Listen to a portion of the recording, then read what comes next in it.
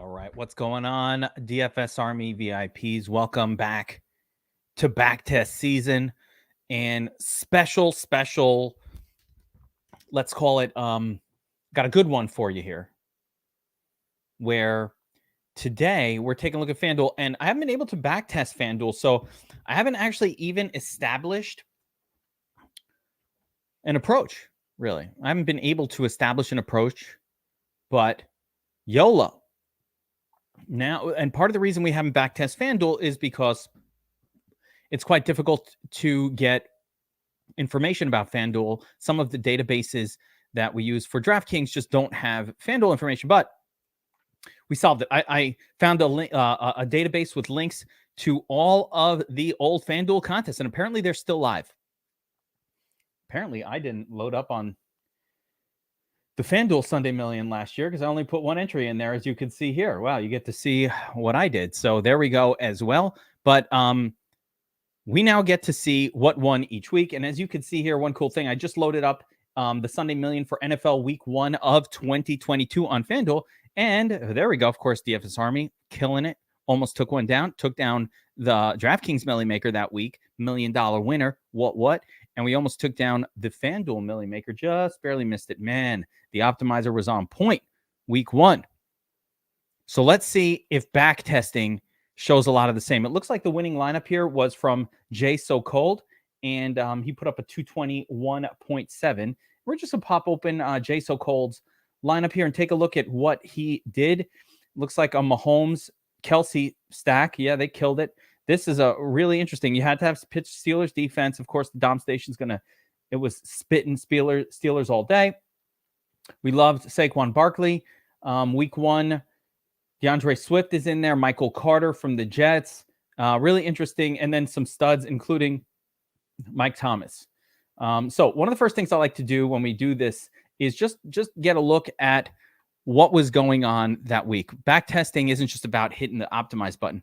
Let's understand what was going on that week. And we've already done this for DraftKings Week 1. And I'm going to move faster, I hope, on the FanDuel ones than I do on the DraftKings ones. So keep that in mind. But guys, I see your comments, so keep them coming. Stop me if you have questions. And if you're doing this alongside me, what I want you to do right now is go to your Domination Station Optimizer. Okay? I want you to click Backtest. Oh, shit. I just did it. Okay.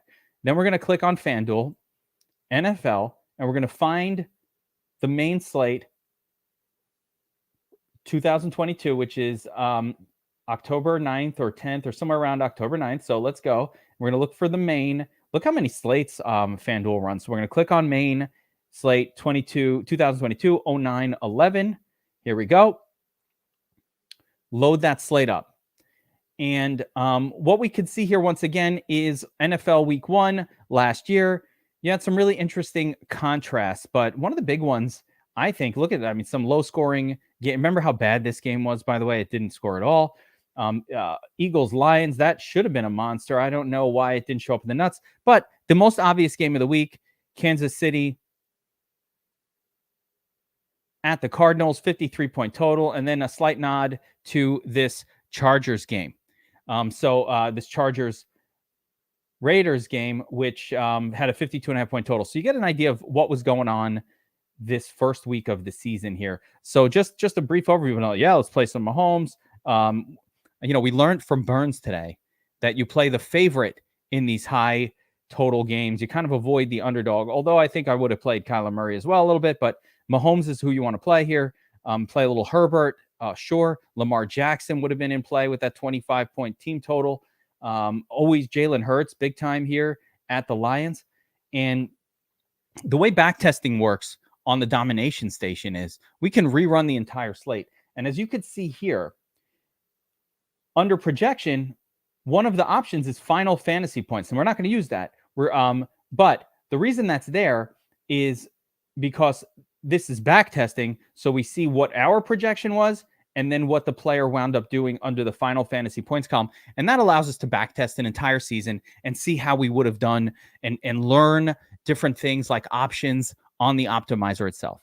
So the first thing I'm going to do is start getting set up with the standard options that we used on DraftKings, because I don't know any other way. One thing I will note that FanDuel is much kinder to the running back position. So as we're doing this, I want to just kind of observe the salaries of the running backs that wind up in the winning lineups, the types of stacks that happen. Is it a game stack? Is it a team stack? What wins? And all of that good stuff. But I've always found that on FanDuel, it's a simpler and easier to win format. So let's start getting set up. And the first thing we set up is our stacking system. Now on DraftKings, we established that pocket passing QBs should be stacked with 2 pass catchers or a running back and a wide receiver, depending on if the running back is a pass catcher, like a Herbert to Eckler kind of deal. Whereas running QBs only need to be stacked with 1 player. Now, with 1 wide receiver, not never, but does not necessarily need to be stacked with 2. I believe that on FanDuel, it's more of a general stack with 1 site, but I want to kind of see how this goes. So we're going to set up our initial rule. Don't put a name in there. Stack QB with no less than 1 wide receiver, tight end, same team. Add this rule, and we go from there, right? So we've made our basic rule. Now, another thing that I'm going to change up here on FanDuel versus DraftKings is on DraftKings, we limited RB in the flex to 30%. On FanDuel, I'm not limiting it at all. I believe that running back will show up in the flex more often than not on FanDuel. And we could see here in this particular winning lineup, it was a running back in the flex, a very low-owned running back in our Jets, Michael Carter. Really kind of a crappy, probably not a good play that week. But let's see what his salary was. I don't even remember, to be honest. So now that we've established our stack, let's start to use our general settings. So I'm going to go with 3 uniques, tournament mode, server based. That'll speed things up. And we're going to be running 165 lineups with the idea in mind that we're going to use 150 of these. I think you skip the first 15, which will be the chalkiest, but however you want to do it. I usually cut off the last 5 or 6 lineups from my upload just because those are with max player limits and all of that. They can be the ugly ones, especially in tournament mode. Flex positions, I'm leaving them all at 100%. The running backs will just project better than wide receivers. So more often than not, we'll see a running back in the flex using this. And I'm not using any randomization. No other options here that I can think of. We're going to use some of the same settings we used for FanDuel. In this case, I'll do a universal 30% max. We were doing 35 on FanDuel, but let's try 30. Try 30% on this one. And the other thing we're going to do is go through the QB position and just eliminate what we call the turds, which are just quarterbacks that I don't want to use. These would either be underdogs in their game, as we've established that one of the things we established on DraftKings is that you only play quarterbacks that are favored. That wins something like 80+% of the time. So you might as well just make a rule out of it. So I'm just going to remove what I call the trash from the mix here. Effectively names that weren't on my cheat sheet. Here's my cheat sheet. Let's see. For that particular week, as a reminder, we got Mahomes, Herbert, Lamar, little Kyler, Jalen Hurts. Basically the names that I just spit out before. And that was it. So it was just this 1, 2, 3, 4 quarterbacks was all I was really, 5 with Hurts was the only thing I was really going to use that particular week. And so we didn't really give much credence to anybody else. So I think we go with a little bit of that in terms of how we set up our player pool, get rid of, Carson Wentz was actually a fine play and we should leave him in there. Jared Goff, we didn't touch. Justin Fields was still no good. Matt Ryan, no. At the Patriots, probably would leave him in the player pool if this was today. Same thing with Trevor Lawrence. He got a lot better since this slate was run. I never play Aaron Rodgers. And one note with FanDuel is they do price appropriately. Like looking at the salaries, Mahomes, Herbert's too expensive for who he is. Kyler Murray's too expensive here relative to who he is. So that's some interesting stuff there.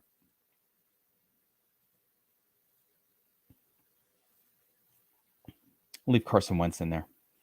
Washington. Let me look at Washington. Why am I leaving him? Yeah, 23.5 point total. You could play. Anytime the team total is kind of above 22, I would say 23, above that 22, 23. That's when I would consider their offense as viable. And again, one of our rules is we don't play the road quarterback in the high total game. That was just something we established looking at some of the stats from the past couple of years. So I'm gonna go with that a little bit here, and yeah, I think we're ready to give this thing a run. So here we go. Let's optimize, and we're running 165 lineups. This is the first run. Yeah, I you know what? I don't know, Eddie.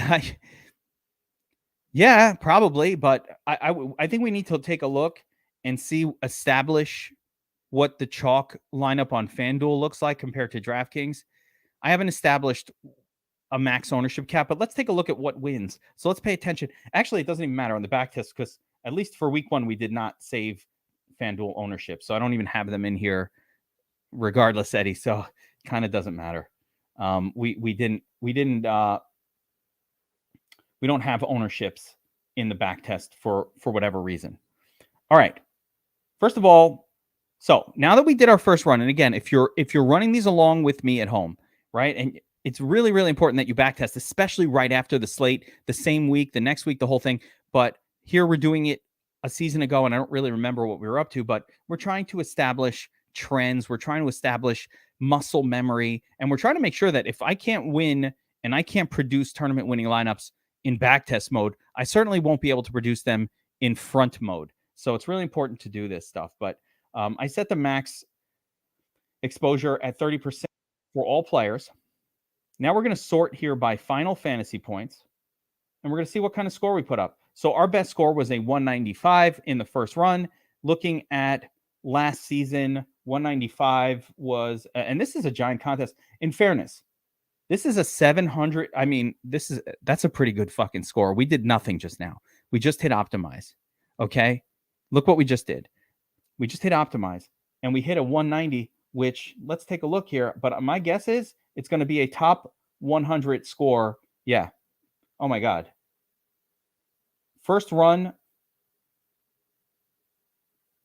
We're in the top 100. We're in the top 100 lineups, top 50, which is amazing out of 700,000. And as a matter of fact, now that inspired me to look at another contest for that from that week and just see. Let me see if I can find a smaller one. Let's see. Main. Here's the Juggernaut, only 25. Here's 150 entry. Wait a minute. No. Yeah, here's a big one. The Juggernaut. So this one is another million to first, but a much higher dollar FanDuel contest. And I'm just going to take a look at that here and see what won. So obviously that lineup was more than enough to win in this contest, which had a smaller number of entries. So that's just noteworthy, guys. That's just noteworthy. So our first run of the optimizer produced a 195 with very little to no. We didn't do any adjustment, right? We did nothing. So now let's see what we could do. I want to mess with a couple of different things here, as this is our first run on FanDuel, right? So effectively, we just ran the optimizer with a 30% cap. So first thing I'm going to do is let's try a run at 25% rather than 30, and let's see what happens. And I'm trying to keep it simple. I'm not even using the like button yet. We have some likes, and we have other things that we want to do here. But I just kind of want to see what happens if going from 30% to 25% is better. And then I'll go up to 35%, and let's see what happens there. Just kind of want to get a baseline on this initial run. We have no established rules necessarily for FanDuel. As a matter of fact, another thing we can do is take a look at this lineup itself and just try to understand what kind of stacks are going on here or whatnot. But we just did another run with a 25% max cap, and this time we're at 194.2. So not much of a difference. I'm going to swap this for 35% here. And then the next move I'm going to make is go back down to 30, but increase the number of uniques and see maybe 4 uniques is better for FanDuel than 3. Or maybe not. We'll see.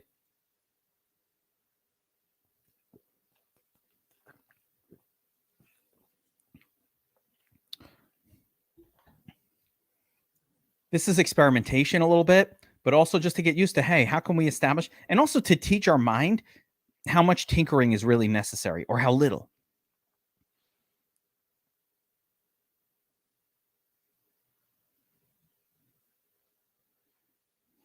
$194.5. So 35%, 30%, 25%. We're producing about the same score.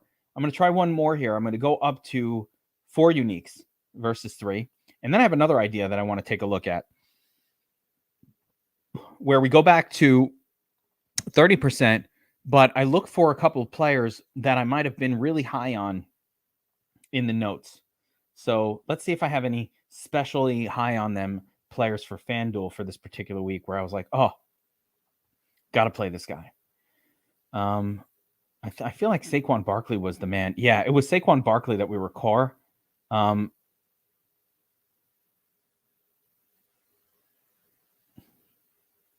Is this the right week? Just making sure.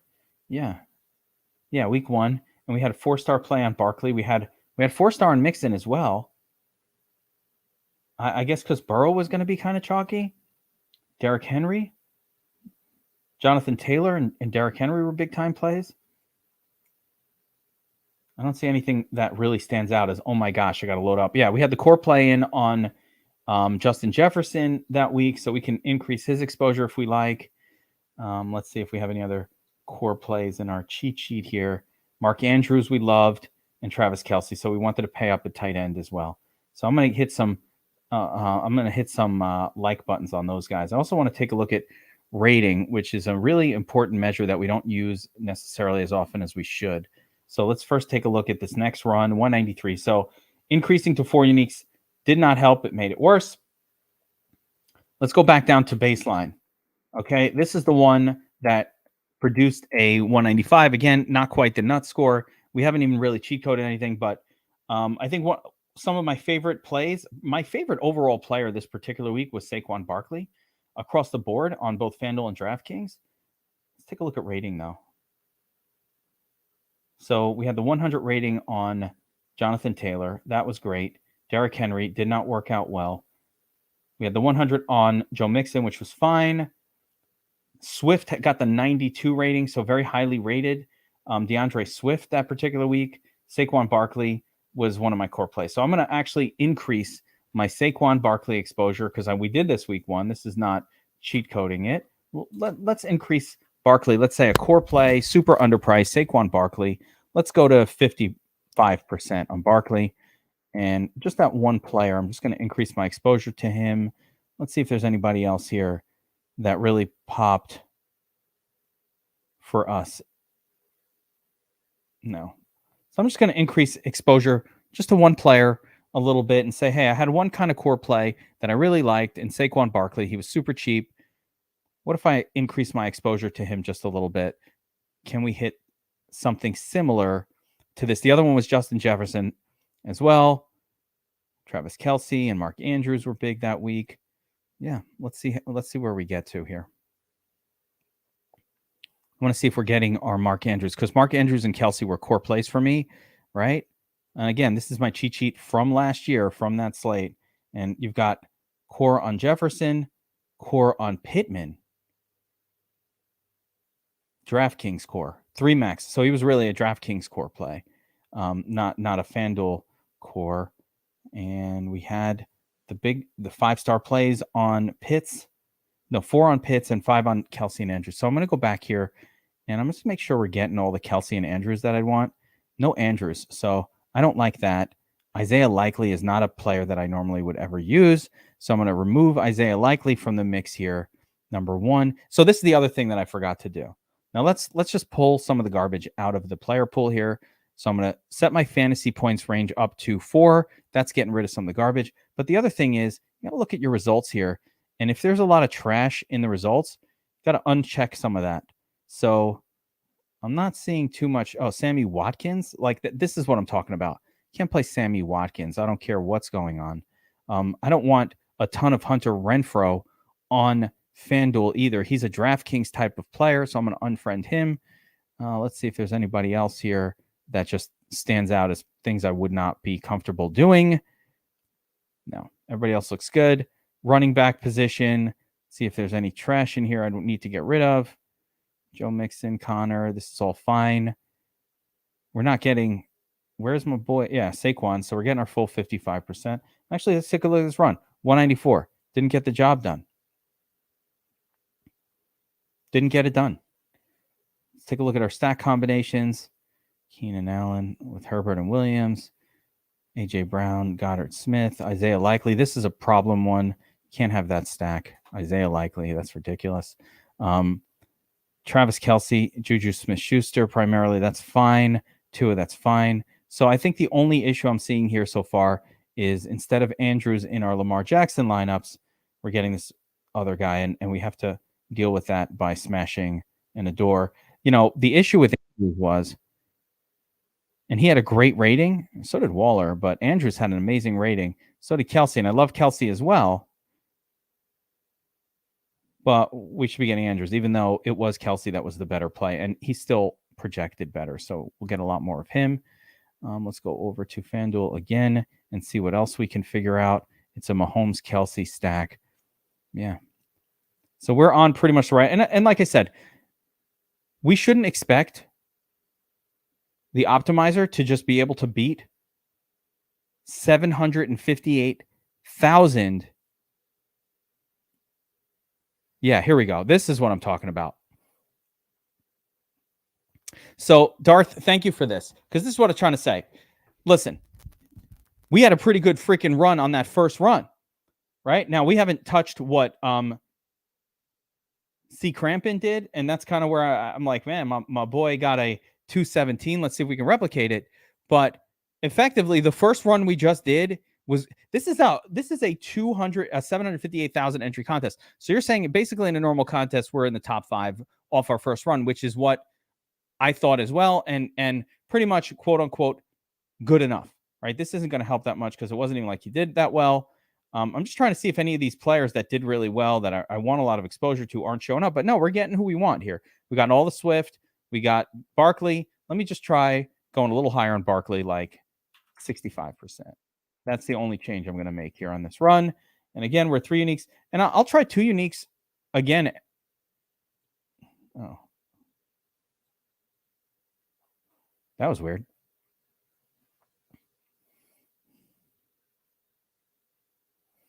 But yeah, great note, Darth Pasta.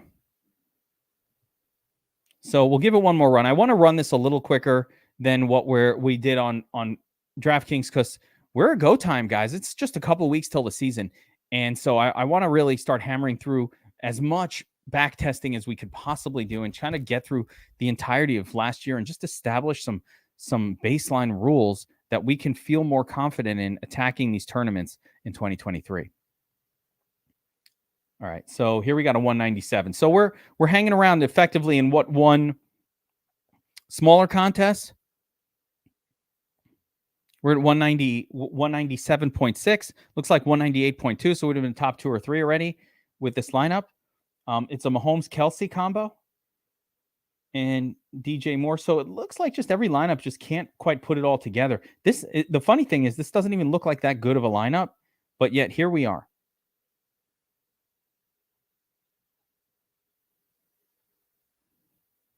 Let me try something. All right, I'm going to try a 20% cap on, or actually we'll go 30% QB. We'll do 20% every other position. 25% QB. Let's try that. I just want to switch it up a little bit and see if maybe greater spread would be helpful.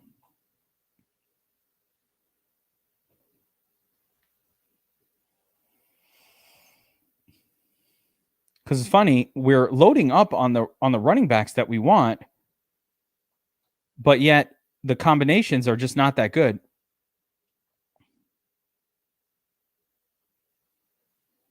I almost feel like we're getting too many running backs here. You know, like J.D. McKissick, and some of these are really not that exciting, but let's just see what happens if we go a little bit more spread out. 194, it's really not affecting things a whole bunch.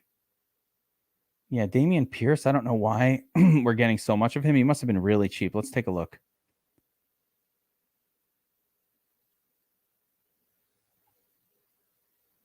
No. He was very, very cheap. Yeah, he was a good enough play, but poorly rated, but still a good play week one. I can't actually complain too much about that one. Let's go back to 25%.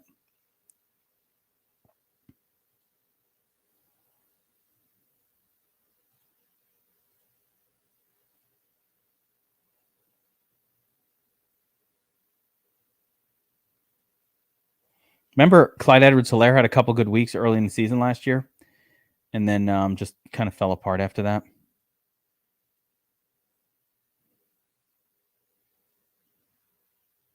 I love Joe Mixon. That week one, I'm all over him. The problem is you can't play a player versus defense, so Mixon won't show up in the Pittsburgh defense lineups. So it's irrelevant that he had a pretty good week. Taylor had a great week. Again, we loved Barkley, core play. Swift, all over that early in the season last year as well, even though he had a couple good games, but, he always kind of comes back down to earth. Let's take a look at wide receiver.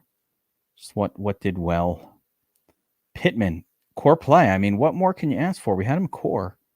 Why am I not getting enough of him? I guess we have to just get a love on Pittman going. AJ Brown, and again, I want to kind of change this back to 30%. Michael Thomas. Do we like him? I don't remember. Yeah, I would have liked him. Why not? So, yeah. All right, I'm going to give it one more run here, and then we'll move on. We hit a score on our first run that was pretty close to taking down a tournament. That's very impressive, with no adjustments. So we're going to see how often that happens. And just think about this. This is hitting pretty close week one. You only have to hit one tournament win over the course of a season or two to be a profitable player. And this is not bad at all. This is pretty close to it. So, yeah, didn't help. 192.72. So we're kind of going a little backwards here. Again, more tinkering, more often than not, makes it worse. So I'll do one more run at 35% max. But I do think that a big way to win, and I do want to stick with the theme on FanDuel of, like, especially when we have a particular love for one of these value running backs. I want to see, when I've won tournaments on FanDuel, and I have won them in the past, I've almost always gone all in on a running back or two, even three of them. So I want to kind of wait for a week where that opportunity presents itself, when Madison starting for 5K week or something like that, and see what happens. See what happens, like how different it is when we go all in and we're right. And then just leave the other stuff to the projection model. Final run. Yeah, 196.7. So we're hanging around the top for tournaments. I say we move on to week two, but I think so far, similar to DraftKings in my mind, where we're just going to do a QB plus one wide receiver stack, no team stack. Again, let's take a look at this winning lineup. Let's see if this was a game. This was just a game stack, right? KC, Arizona. Are there any pieces from Arizona here? No. Nothing from Arizona. It's just Mahomes to Kelsey, and that's a very common winner on FanDuel. It's not as much on DraftKings because it's really tough to afford that combination, but FanDuel is much more forgiving when it comes to salaries. Yeah, to make this lineup work, you have to use Michael Carter, who was very cheap, but who was going to ever do that? Okay, let's move on. So how do we move on? First thing is I'm going to open up the cheat sheet. NFL week 2. Let's go back to the optimizer, change the week here. So we're going to go in here. We're going to go from 9/11 to 9/17/9/18. Let's find that slate. Hopefully we have it. There it is. Main slate, 9/18. Take a look at the cheat sheet. Let's see, week 2. Okay, that's correct. And finally, I'm going to pull up a week 2. Let's go. FanDuel contest. And here we go. Sunday main update. Actually, let me get that right here. Okay, FanDuel NFL week 2, $5 Sunday million. So again, I'm looking at the biggest contest for FanDuel Week 2 looks like Sasquatch Crusher 21 took down 1 million. Once again, I did not enter this. So I was pretty focused on FanDuel for MME last season. And I think I was focusing on cash on DraftKings. But hindsight, man, I love this contest. Should have entered it. I love this style of contest. And by the way, let's see what happens. So once again, let's take a look at the winning score, 245. Big score. Massive score. This one had Nick Chubb. Oh, Tua with 2 of. So Tua double stack. Garrett Wilson. That was a crazy game. Mark Andrews, random. Cheap turd in the flex in Greg Dortch. I mean, you earned your $1 million with that one, and Bucks defense. So, we're not, I highly doubt we're going to get a lot of Greg Dortch in our lineups, but who knows? Okay. A lot of QBs on my list here for this particular week, none of which are Tua. We had Carson Wentz in there, Daniel Jones, Joe Burrow, Russell Wilson, Lamar Jackson. Loved Lamar at Miami. So we like the other side of this game. Lamar, interesting. And then, of course, Kyler Murray, who so my favorite play by far was Lamar Jackson. He's the only one who got 5 stars. So that was the play of the week. Don't ask me why. I don't remember why, but okay. We love Lamar. Again, going back to it, I see Saquon Barkley, another core. The salary shot up on FanDuel to the point where I was no longer on him on FanDuel, as you can see. Still like Joe Mixon week 2. Here, Antonio Gibson, played a little bit of him on both sides. Good environment against Detroit. Yeah. Okay. So that's that. Devontae Adams, core play on both sides. So let's keep an eye on him. He had a 100 grade. That's really good. Jamar Chase, classic stuff here. Any cheapies that stood out? Not really. Yeah, here we go. Allen Robinson. We kind of got on him a little early. Oh, Greg Dortch on the list. DraftKings special punt. Holla at your boy. Holy shit. I was on the Dortch train. Serious right now? You can't even see it, but yeah, I was on the Dortch train. Crazy. Wow. Cool. We really nail it every single week. Core play on Mark Andrews. So no, it looks like there was no Kelsey on the slate. So we went core play Andrews. And so we'll make sure we get some exposure to him in this run. Okay, let's go.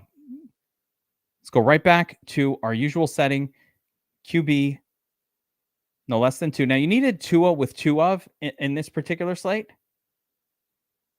So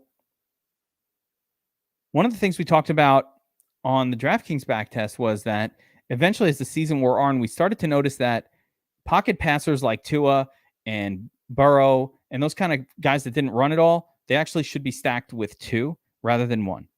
So, but running quarterbacks only 1. So I want to see if I can achieve a winning lineup with just 1 here, or maybe I need to make a special rule for non-running QBs where we stack them with 2. I'm not trying to cheat code it. I do stack with 2 generally. So that's nothing new. It's nothing innovative. I always do it. But let's see. All right, 35%. Again, we'll start with our 35% basic rule.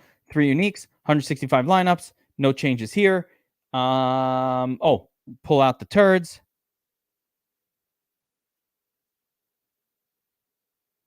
This just removes all the players with a less than 3.7 projection. So, it's just fewer players to go through, and it makes the optimizer run a lot faster. So we're giving it our first run. And again, let's jump back over here and take a look at this lineup. So just a 2 with 2. Are there any pieces from Baltimore here?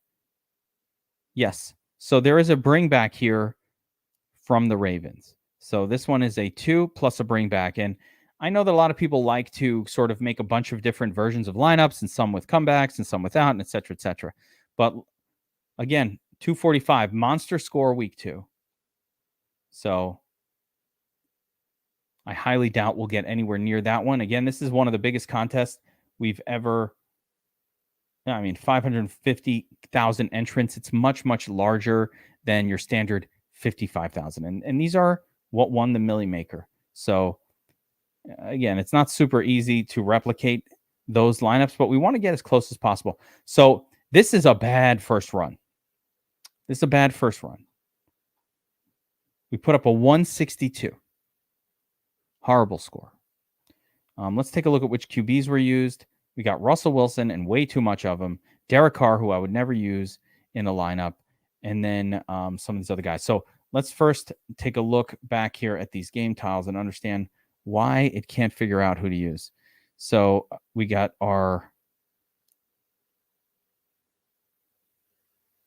Denver big total. Okay, I understand why that was loaded up on. It wasn't established yet that Russell Wilson was going to suck.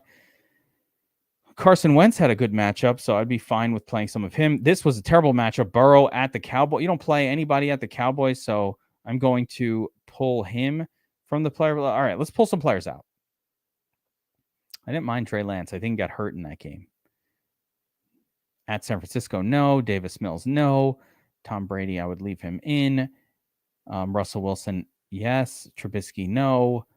Yes, no, no. Mac Jones is always no.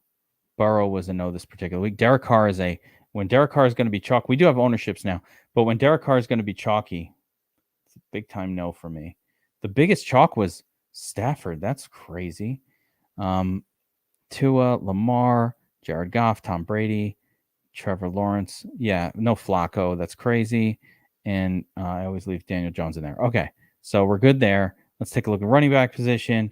Once again, let's look at the worst rated running backs here. Kenny Walker was a no. Rashad White, no. These are all zeros. I don't even understand how they're projecting at all.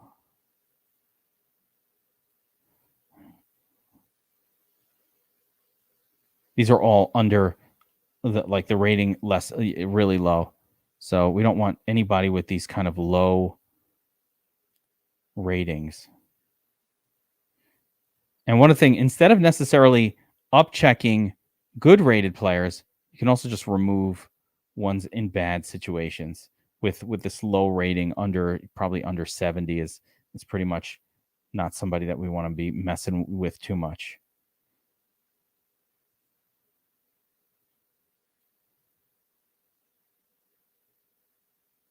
$70 will leave. Okay. So we did some of that, got rid of some turds.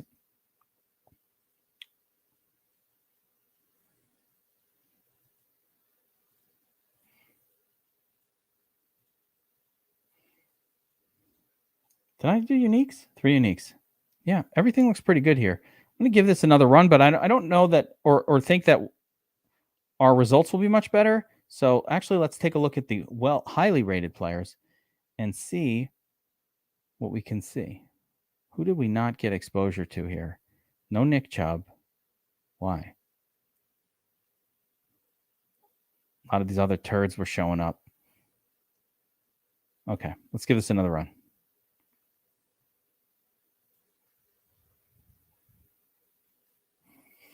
Now I'm getting rid of that's what I just did. So I just got rid of the turd / underdog QBs, and we'll give this another run.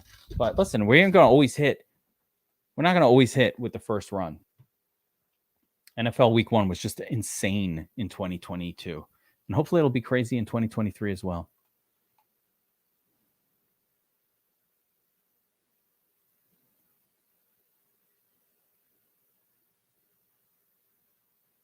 Mm-hmm. All right, so we just did a little bit of adjusting. We're still not doing great. We got a 187 here. So again, let's take a look at, you know what I want to do? All right, so we're going to now make another special rule. First of all, I think I've got too much of each quarterback, and that's a problem. So let's go back to the QB position. Let's see who did well, first of all. Yeah, Lamar, Tua, Carson Wentz, Kyler Murray. These guys all did pretty well.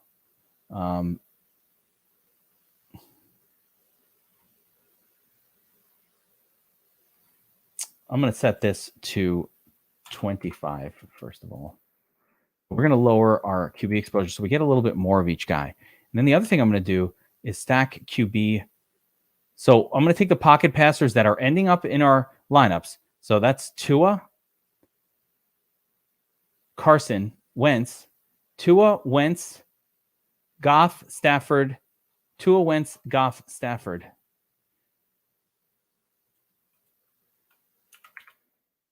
Stack with 2.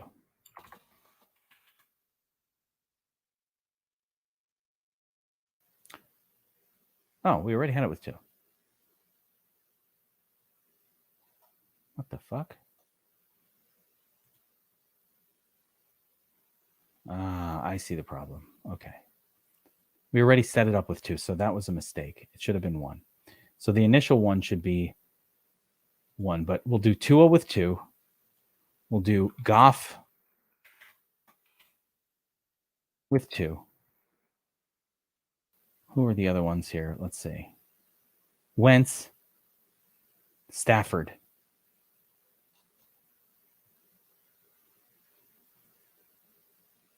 Wentz,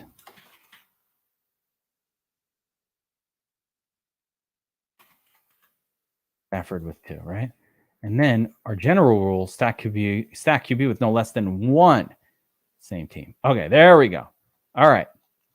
I made a mistake. I wrote 2. So here's what I've done. I've set a general stack QB. I didn't change max projected mega. I just haven't messed with it. I'm not really sure what that number should be on FanDuel. I haven't really just backtested FanDuel to establish what the baseline of chalk is. We could figure that out, but I really just want to hammer through. So I'm not too worried about max projected ownership, especially when we're this far off from the nuts. So I think part of the issue was that double stack. So what we've just set up is a standard stack QB with no less than 1 from the same team. And then for these particular statuesque pocket pass, Brady is in the same boat. Like if you're playing Brady, it's no less than 2, right? So with the more statuesque pocket passers that need 2, I'm going to leave that in there. The second thing you always have to do when you have a double stack is you have to actually look at the combinations because it'll throw some turds in there if you let it. So I'm going to show you what I mean here in a second. There's another way of doing this with correlative stacks that kind of allows you to control it better. But like I said, this is more universal and easier to do. So here we got a 170, still not doing great. Let's take a look at our combinations and try to understand why.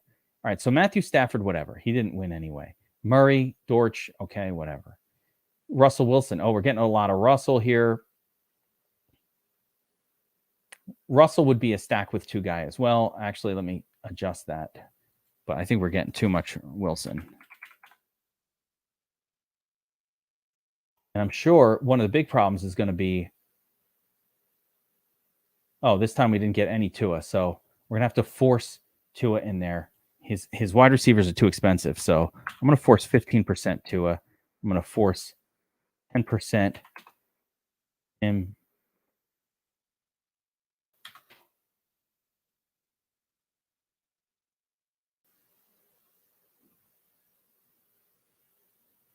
Yeah, we love Tua this particular week. Like this was a big week. And I absolutely loved Lamar Jackson. So we'll go 40% Lamar. 40% Lamar, 20% Tua. And the big difference is Tua is so much cheaper than Lamar. All right. Tom Brady, Russell Wilson, Trey Lance. I liked Lance. No, did we like Lance? No, I don't know why. I feel like I would have liked Lance, but no. He did so bad week 1 that I think it was too difficult to go back to him in week 2.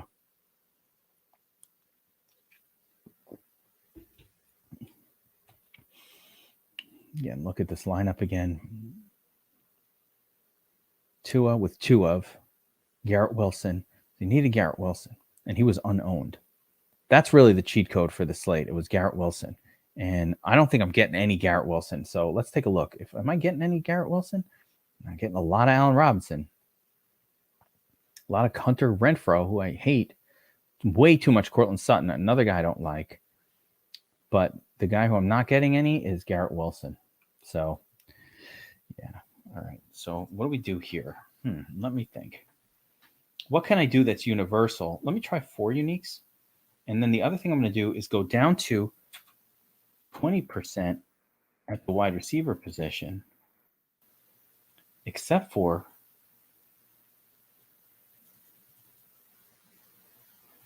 there it goes. I just switched it to 4 uniques and lowered my max ownership on the wide. I might have lowered it too much. We'll see for these double stacks. But at least now we'll get some Tua lineups. And what I think is going to happen is your Tua lineup will not have Waddle and Hill in it. We established we want Waddle and Hill, but it's going to be like all these Gesicki or these random turd guy lineups. So yeah, here we go. Hill and Waddle. Okay, that's better.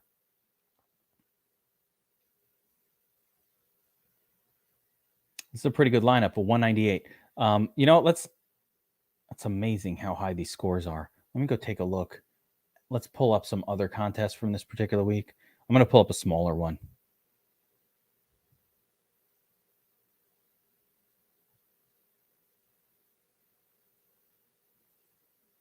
Yeah. Here's a larger contest, right? This one, this is a little more normal. And you can see here the top 10. This one also had lots of entries. I didn't have one in here. I certainly don't see exactly how many entries are in this one. Let's see. This one had...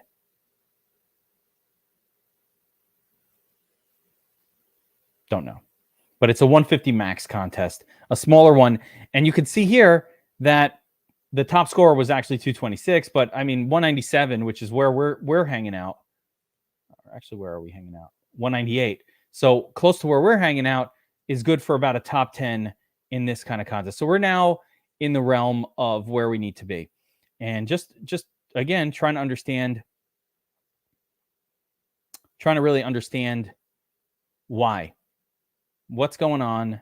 So let's take a look at our position group. So this is a more even mix at the QB position. I had to force Tua in there. Carson Wentz had to force some of that. And Tua and Lamar. It's funny that Lamar is not showing up. Well, again, let me look at combinations. Yeah, this is better. Russell. I thought I did Russell with 2 as well. I think if we do Russell with 2, we'll get less of him.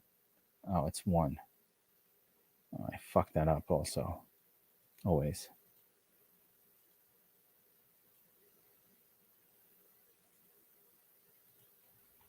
I messed that one up. Okay. Russell and Brady now with 2. So I changed that rule a little bit, so it's better. Yeah, that's how it should be.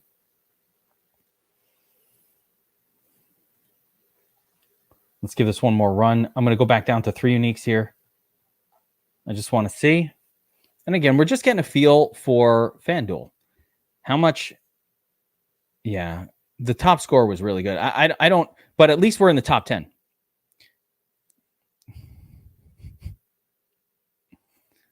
Not a fan of Hunter Renfrow on FanDuel at all. That's the kind of guy I would eliminate. So the next thing I'm going to do is kind of go through. Yeah, 199. So we're not quite taking down tournaments, but at least it's good for, a top 10 in a contest, in a slightly larger contest that had 150. So I'm going to take a look at the player pool and see what else we could have pared down here a little bit. I don't remember the running back position enough. Let me see here. For that week to really say, oh, I would never play this guy. No. But I don't know. I don't remember it. I do see that it was a horrible week for running backs. Look at the running back scores. It was brutal. Pretty much made out just by using cheaper ones. Let me recheck these guys. What happens if I do that? Okay, and let's take a look at wide receiver. Again, this was a big wide receiver week. Waddle, Hill, Tua with 2 of, and Garrett Wilson went nuts. Yeah, this is just such a bad projection. All right. Raise up our Garrett Wilson shares. Let me see my cheat sheet. Did I mention Garrett Wilson? No. Who would even think to play Garrett Wilson in a week like this? Did I mention him? No. I wouldn't think so. Like, he went nuts, but I wouldn't have even considered playing him on this particular week generally. So I think that's pretty much what you needed. You needed Garrett Wilson. And I'm not getting him, but you needed him. Go back to the Millie Maker. Bucks defense. Nick Chubb. Yeah, nothing. Damian Harris. Not somebody I normally would be playing. Week 2 was crazy. Even in the back test for DraftKings, week 2 was a weird week. And then week 3, we bounced back. So let's see if that's how this goes. Here, 202. So it improved it a little bit.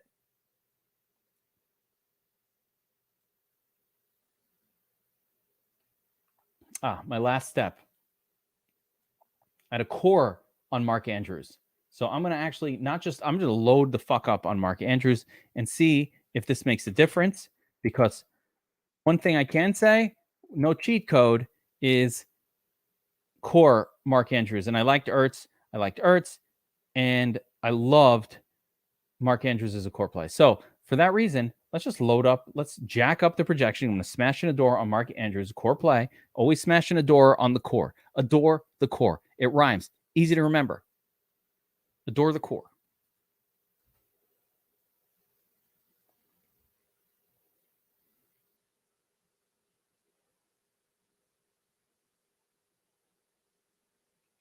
I have a good feeling about this run after that smash, after that love smash. Yeah, there we go. 213. Listen, that's not a bad score.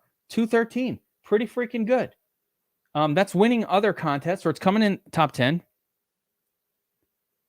Yes, I do this. So show unexposed. Yes, I don't really use it for, I haven't, well, we didn't have. So this is a really useful tool, Mega. Thanks for mentioning that. One thing you could do is, let's say you knew you wanted to play some players. So when you do show unexposed players right here, then you see who you got zeros on, right? Now you can start to say, oh, I want a little Breece Hall. Oh, I thought I was going to totally use this guy, or I was going to totally use that guy. So like if you see players here, I use this much more, by the way, for I use this much more for NASCAR and MMA and those kind of things where you use every single player, or you want to use most players, et cetera, et cetera. So I don't really use that for this. Let me try one more thing here.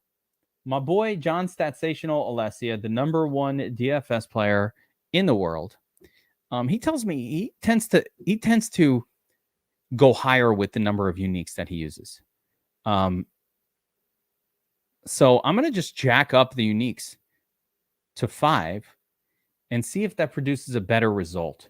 Now, again, we just hit a 107 or a 207 or something like that, which is pretty damn good. Not quite top 10 in this giant contest, but certainly enough to win some other contests that particular week. Yeah, 207. We're still in the same zone. So even increasing, there's Garrett Wilson. Got him in one. Even with Mark Andrews, all the way up where we have him. Let me try it one more time. I'm going to jack up Mark Andrews even higher. Yeah, DS just gets slow at 5. I know what you mean. I'm going to go back down to 4 after this run and see. But we jacked up Mark Andrews as our core tight end for this week. So again, this is a lot of tinkering already. It's more tinkering than I really want to be doing. But I tinker for hours and hours and hours for an NFL Sunday. So this is not out of the realm of exactly how I would normally do it. But here we go. 202. It got worse. 5 uniques, not good. Let's go back down to 4 uniques and let's see how that looks. And then I'll do one more one at 3 uniques with these same settings. And after that, we're going to move on to NFL Week 3. Give me a second here. I'm going to jack up my AC.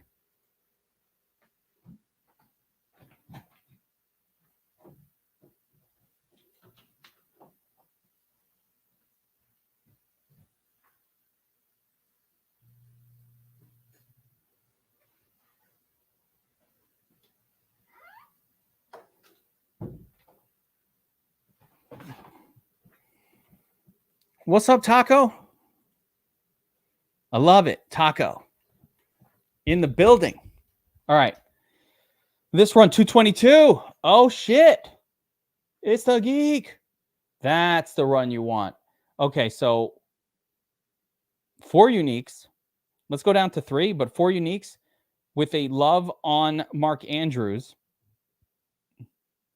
and double stack of Tua. I also had to increase the Garrett Wilson exposure somewhat artificially to produce this score, but 222 is a 6 score. Certainly enough to win a bunch of the contests for this particular week. And in this, it's not quite enough to win out of 555,000 lineups, but pretty damn close. So we just went down to 3 unique from 4. I want to see if it got any better. 211. No, look at that. 4 uniques got us 222. Let's run it again. 3 uniques, 211. So it does look like in the case of this scenario, 4 uniques better than 3. YOLO. I don't know.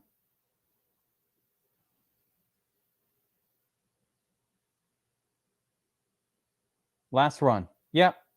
At 4, we get a 222. At 3, we got a 211. So definitely in this case, all right, takeaway from this one.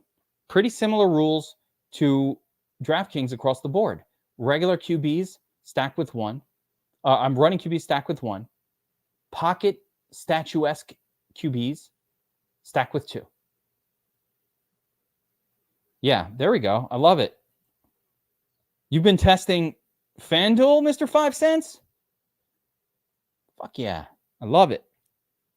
I've not done this because I've just been so DraftKings focused for so long. One thing I'm going to adjust here. Let me just wonder if we...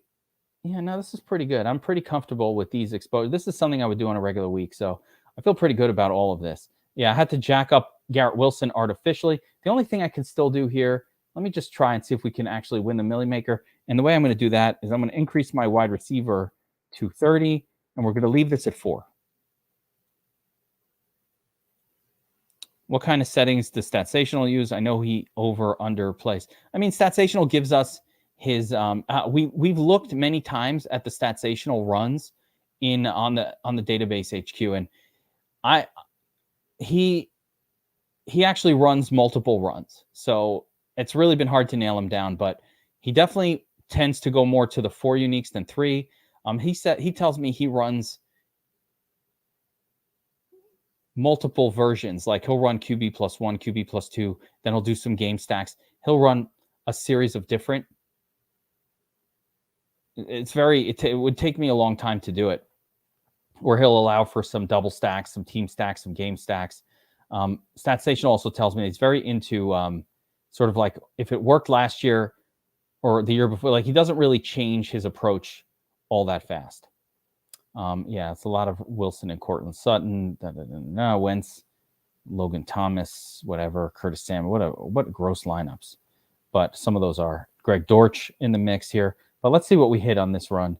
Yeah, 210. It actually went down. So it's funny. Increasing my wide receiver, even though I got that much more.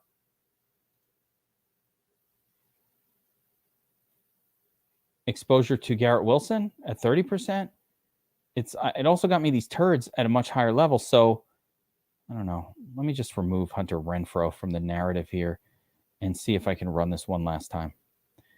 Hunter Renfrow is just not somebody I'm normally going to play on FanDuel. I'd like to get Statsational on one of these streams with me. That'd be awesome.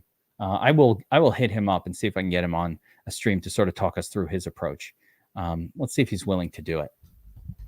That'd be really cool. So I'll reach out to Statsational and ask. Okay, so here we go. This run, 217. We're in a good zone here, right? This was 4 uniques. It seems like 4 unique is working a little bit better than 3. Javonte Williams. Wow. Yeah, I like Javonte. What did he do that particular week? Nothing special, but I would have played him for sure. I would have loved Javonte. Saquon, yeah, why not? So this looks pretty good overall. Yeah, everybody remembers the Conklin one, right? Wilson and Conklin, that one. That was an accident. He just had like I said, he told me he's like high uniques and just popped him in there out of nowhere. Like it wasn't like he was targeting him. He just, that's what his runs do because he uses a lot of uniques. A bigger player pool. I've looked at his exposures and he does not tend to go over like 30, 35% on any one player. Okay. All right, let's move on. This was week 2. We're hitting 217s. That's pretty well good enough to win some other tournaments or top 5 in most tournaments, or win some of the smaller ones. So let's move on to week 3. Close this bad boy up. Again, cheat sheet. Let's get back to it. I'm going to pull up the cheat sheet first. NFL week 3, so we get an idea of what went on that week. We've already done these weeks for DraftKings, so I kind of remember because we just did them a couple days ago. If you haven't seen those, make sure to go back. Look at these backtest streams like a tutorial. If you're not comfortable using the optimizer, you want to learn how to use it, these are a great way to learn. Follow along with me as we go through each slate and just get comfortable with the settings here. So let's go back to our contest link, NFL week 3, Fanduel, and I'm going to find the main slate there. This is DraftKings. Let's see, Fanduel, 2.5 million. Yeah, Fanduel really was going strong with that NFL Sunday Million. I feel like it got smaller as the year pressed on. Looks like Tall Paul won it. You don't see any brand name avatars up top, so take that for what it's worth. Tall Paul took it down. Lamar Jackson had a turd with Sanders, didn't even matter. Lamar Jackson to Mark Andrews stack. Okay, fine. Devontae Smith, love him. Devin Singletary, not 1.9%. So what's interesting to me about this lineup here, let's just take a look at the lineup initially. A couple of interesting things. First, Lamar Jackson, Mark Andrews stack, Baltimore. There's no bring back here from New England. So once again, we're establishing that bring backs, you'll see in the next week, a bring back comes back in a big way. But for most of the week so far, it's 3 weeks in, you game stacking completely unnecessary.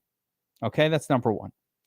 Number 2, this guy won $1 million with fucking Miles Sanders putting up a 4.9. So that tells you like anybody can win any given Sunday.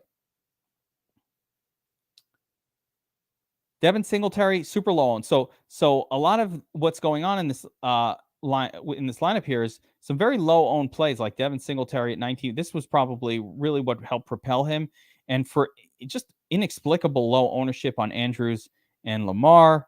That's kind of weird. Cordero Patterson, another super low owned player. So this is a really low owned lineup in total. Look at it. I can add this. This is 20, 30, 35, 40. I mean, the total ownership on this lineup is under 50%, guys. The cheat sheet is absolutely specifically designed for hand building, Rick. So these are for hand builds. Like, you are supposed to use this, read the notes, because I spent a lot of time typing this shit up. And I'm going to be honest with you, when I think that people don't read the notes, it actually makes me annoyed because it takes a long time to type it up. But I'm giving you the outline here of how to attack the slate in the notes. And this is absolutely what you should be using for your hand builds. Now, I show you how to hand build using my process on the Players Club every single week. DFS Army VIP podcast, that is everybody's favorite podcast on Saturdays. We build lineups together. We do all of that. So you should be there in the Players Club every week. We go over this stuff. We go through the sheet and we put together hand built lineups. So yeah, I'm all aboard about the hand building. Just looking for core plays from this week. Once again, we kind of like Justin Jefferson. You always like Justin Jefferson. Amon-Ra, load up on Amon-Ra. A.J. Brown, sure. Do we have Devontae Smith in there as well? I don't recall. Allen Robinson, kept going back to him. Just pain, so much pain. Curtis Samuel, we liked him on DraftKings. Anyone else? Hill and Waddle, sure, why not? Let's see, Mark Andrews, we got him. Kelsey was considered the better play. Yeah, this is such an ownership play this particular week. Zach Ertz again. Week 3. So the usual suspects, so to speak. Tall Paul wins. Another important note is we went from 240 winning the FanDuel Millie Maker to this particular week, a 190 taking it down. So big contrast there. All right, let's pull up this slate. This is should be around 925, 2022. go back one more. There we go. Main. Find the main. Look how many slates DraftKings. I can't get over it. This is what, when I first built the Domination station, there were no showdowns. There was not multiple slate. It was one slate, Thursday through Monday. They didn't even, and then they had a Sunday to Monday. 30 RB. I mean, what is this 5 TE?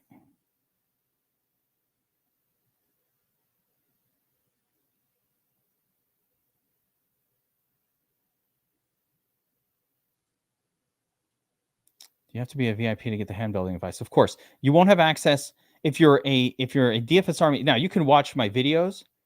I have a first look video. We do a lot of public videos here on the channel. We have an incredible show on Friday with myself, Bobby Wow, and everybody. But the Players Club, where we have the cheat sheet and all of that stuff, that's a Saturday VIP only show. We drink Blue Moons together. We build lineups together as a team. Yeah. Am I doing anything for late swap, Andrew? Unfortunately, I don't have a method for really live streaming. You can't backtest late swap like it. The way our system works, you have to be actively in the late swap. Okay. In the flex. Oh, get signed up. If you're not signed up at DFS Army, we have the biggest promo going right now. You sign up. Go to dfsarmy.com. Go to the sign up. That's this website right here, right? Promo code NFL 2023, right? NFL 23 or NFL 2023 is the 25% off promotion. So we have the preseason. Now you want to sign up right now. NFL 2023 knocks off 25% from the price. You'll never do better. If you only do NFL, do an NFL only subscription. And I suggest doing the full season because it's 12 months. So you get access to everything. Like a lot of people want to wait until, the week of NFL starts, and that's fine too. But we do a lot of prep in the preseason. We do a lot of best ball and other content. So do the 12-month package. You're only paying for the NFL season. It basically gives you the other months for free, but when you do it as a full season-long package. So I strongly suggest getting signed up, Rick. And again, NFL 23, I believe, is the promo code, or it's either NFL 23 or NFL 2023, and that gets you 25% off right now. Guys, somebody know our fucking promo. It's the big promo. All right. Where were we? All right. We're taking a look at week 3, 2023. Let's just do our normal. So, and Mr. 5 Cent, again, flex 30%. You're really doing this for FanDuel? I'm not doing that. I am not limiting RB in the flex on FanDuel. I get that it worked, but I'm not going to do that. No way. I get that it worked, but I don't care. Because I believe that FanDuel is the site where you want running backs in the flex more often than not. FanDuel also doesn't upcharge. So on those weeks, I was just talking about this with Burns in our interview, which will be out soon. I interviewed Burns about his book on taking down the Millie Maker today. Had a long conversation with him, and that interview will be out soon. And we went over everything. What wins the Millie Maker? It was super in depth. And we established some stuff. And one of the things we established, I can't remember my point. I just completely lost what I was going to tell you. I cannot remember what the hell I was just about to say. I am not in season form as of yet. Oh yeah, one of the things we established was that on DraftKings, you want to have a little bit of running back, no tight ends in the flex, and mostly wide receiver. But it's the opposite for FanDuel. You want more running backs in the flex. So I'm just not going to limit it. Yeah. When I backtest, I want to do what I'll do in a regular season. But one of the things this is where I was going with it. One of the cool things that happens on FanDuel that doesn't happen on DraftKings. FanDuel, the players that are now allowed to play, like the backup running back, Madison week on FanDuel or backup running backs, they price way down on FanDuel. So after an injury, you get these super elite values that go nuts, right? On DraftKings, they price them up like they're starters, even when they're not starting, just in case of injury. So there are these swinging incredible values that will occasionally pop up on FanDuel that will never happen on DraftKings. All right. So just take a look at oh yeah, this particular week. So it looks like this was the week that David Montgomery got hurt. And Khalil Herbert came in and absolutely went beast mode, but no one owned him. I wonder if the winner had him. No. So if you just cheat code Khalil Herbert, but that's a cheat. I wouldn't do that. Derrick Henry had a decent week. I'm just looking at what happened at running back and who was the chalk running back, and I'm sure the chalk failed a little bit. Yeah, Leonard Fournette was the chalk. He was our highest by far rated running back on the slate. He did just all right. Dalvin Cook, Mixon failed. Yeah, here's your chalk. David Montgomery gets hurt very early in that game. This was going to be another week that would be difficult to navigate at the running back position. And I think that's why Mr. 5 Cent, that's why that worked out for you.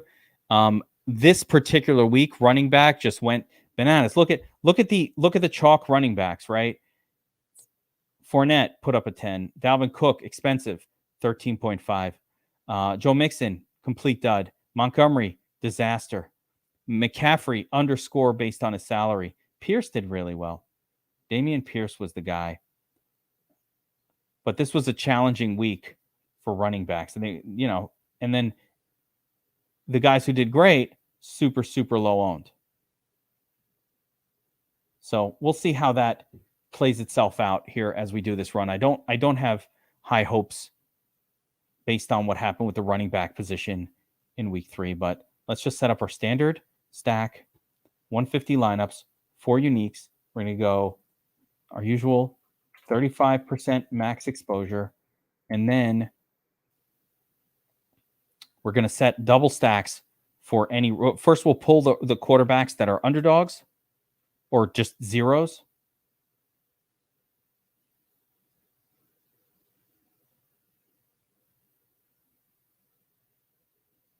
Yeah, we're not doing that. No. Tua, yes. Mills, no. Kyler Murray, not on the road at LA. That's a bad scene. This one's fine.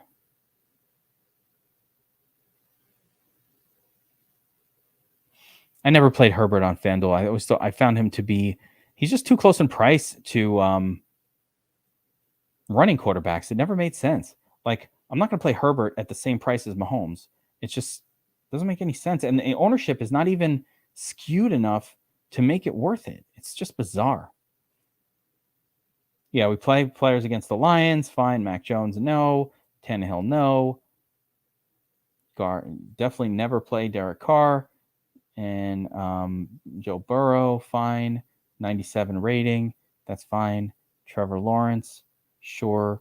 Allen, Hurts, Lamar. So we're going to set this up. We're going to set our max QB exposure. Let's go 25%.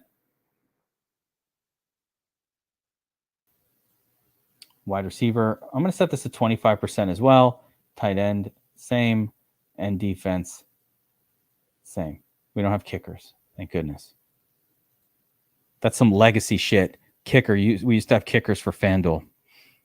All right. Now, the second thing I want to do, actually, we'll do a run with the standard QB with 1, but then we're going to take the pocket passers and stack them with 2. So we'll start with this one. We're doing 4 uniques on this particular run. Actually, I'm going to stop that run because I forgot to remove the turds, and it's running a little slower than I'm comfortable with. So let's set our fantasy points range. Let's set this at 5. Yeah, that's good. So we pulled out, look how many players. The player pulled down to 169. Again, at 0, the player pool was 300. So we're removing about half the players. We'll call them the turds, right? Get rid of the turds. Now, why do I do that? It's not like you're getting players with that low projection, but it just eliminates some of the mess. And also, the optimizer just works a little bit faster in that with those settings. So again, taking a look at this lineup, Lamar Jackson, low owned. Lamar to Mark Andrews was the absolute must of the week. You probably just needed Eagles defense. Eagles defense was certainly in play. I don't know how much they cost. Playing Cordero Patterson, 5% owned. So he certainly was a guy that people were looking at. He wasn't an absurd play. And Devin Singletary, I mean, good luck falling on Devin Singletary ever. So unless he was so cheap that, yeah, 6,100, Cordero, 7,600. What? It's a crazy week. It's just crazy. This was a weird week. I almost don't want to win on a week when you needed a 50% owned lineup to win. But let's see. Final. This was that week where it was so low scoring. They were like, oh, DFS is so hard. But it wasn't just, it was everybody. Everybody dealt with that.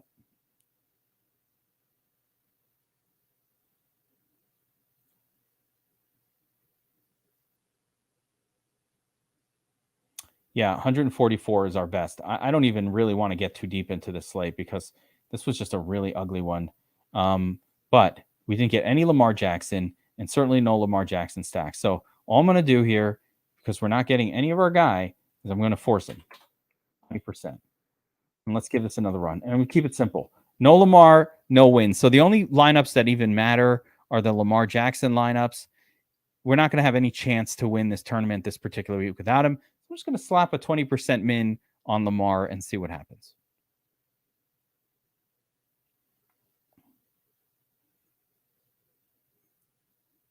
Even the optimizer is like, oh, these players, terrible this week. Wants to run a little slow. And this is 4 uniques. I'll check 3 uniques in a second. But first, with no Lamar, there's no point in even running this. So this did not do very well. We got Lamar. Let's take a look at our combinations. I just going to see what happens. Yeah, Lamar to Mark Andrews. So that should have been good, but just the rest of the lineup is so terrible. So much Montgomery. So let me take a look at my player pool. Damian Pierce, we got a lot of him. He did well. Montgomery did not. Fournette, Mixon, all of our chalk. Yeah, this isn't even close to taking a tournament down. Take a look at wide receiver. This is another one. You needed Devonta Smith. He did not project well. I don't know why. I love Devonta. I guess we weren't loving him.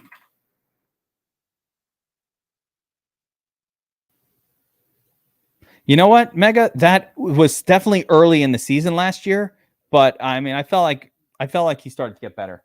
I did. I felt like he started to get better. I had Mac Hollins in my cheat sheet this particular week. As a matter of fact, if you take a look here,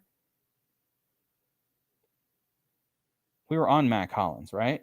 All formats play. Hunter Renfrow ruled out. So we were like, yo, cheap Mac Hollins, got to play some of that. So I'm going to force feed some Mac Hollins into lineups as well, because he was definitely a guy that I was on this particular slate. And I think that should be enough to get us to the promised land. So DVP is great in this spot. Yeah. I think this is going to do it. So what I've done so far is I went back to my cheat sheet and I remembered this was the Mac Hollins week. And I'm like, yeah, wasn't he on the sheet? Yeah, he sure was.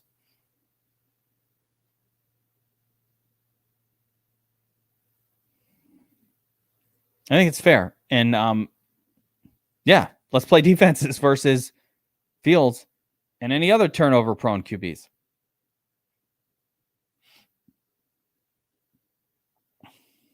Oh, I also forgot to do 165, which is the amount I like to do. So the thing is, I want to go try 3 uniques from 4 and see if that helps. But now we're up to 169. So we're getting a little better. A little better. I don't know why I need 25% Bashard Perriman. I'm going to lower that to 5. Mac Hollins, we're getting plenty of him. Okay, fine. Okay.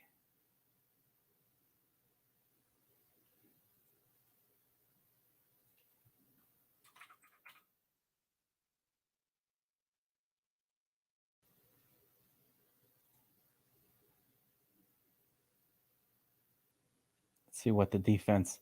It's probably defense that's holding us back a little bit here.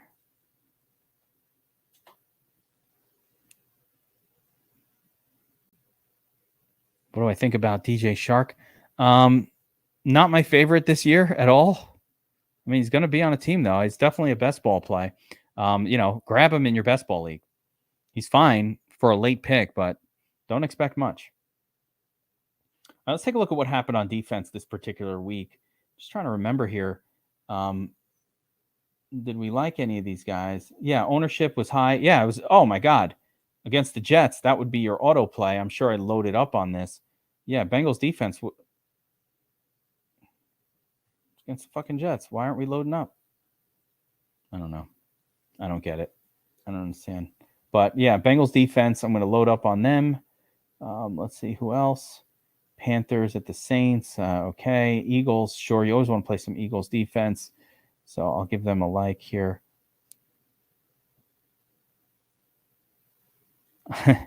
I mean, I wouldn't do that, Andrew. I see it works sometimes. Oh yeah, best ball is fine. It's perfectly fine where you're getting him in best ball. Yeah, I don't mind DJ Shark. He's not one of. I'll tell you who I take late in best ball. Like a lot of times, I'm clicking on Darius Slayton and actually Paris Campbell. Those Giants guys, I really like them super late in your draft. I think one of them, even Sterling Shepard, what? That's right. One of those turds will do well. I kind of get Sterling, he gets hurt, so I don't get too much of him, but definitely a lot of Paris Campbell and a lot of Darius Slayton.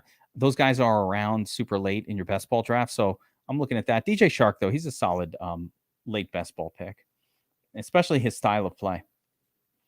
177. You know what? This is a little bit better. We got to 177 on this run. Again, that's top 10. Actually, that's fucking amazing considering that's top 10 in this 500,000 entry contest. So it took a lot of cheat coding this particular week. I'm not really seeing anything that I feel like I can repeat. Let me just go down from 4 to 3 and see if it gets better. I doubt it, but I'm going to give it a shot. So I'm going from 4 unique to 3.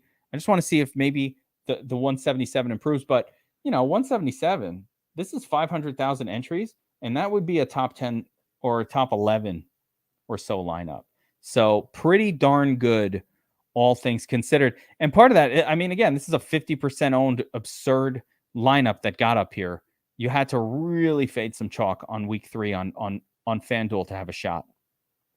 We'll see if that holds up for the entire season. 179, so a little bit better here. Even 179 got us, in the top 10, and it was worth some real money. But while I'm here, guys, I'm just going to note something. I want to show you. This is probably why I didn't play much of this tournament. $1 million, $2,000. The drop off from 1st to 10th is so intense. Imagine you're hanging out over here, 150, and it's like, somebody scored a touchdown. Boom. I'm at 2,500. 150K, 2,500. You could sneeze and it changes. So, man, this is such a gimmick. 2.5. This is why I avoided it last year. I remember now. $2.5 million with $1 million of it going to first. It's such a money loser if you're not winning. Just be aware. This style of contest. So we're looking at Millie Maker tournaments, but I'm going to show you a much better contest type from something I'd be willing to enter perspective. And how about this one here? Let me make sure this is a main slate. Yeah. Oh, that's DraftKings, of course. Hang on. Oops. Get out of that one. Let me pull up a different one. Hold on. FanDuel Classic main. That's a $200 one. That's too much money.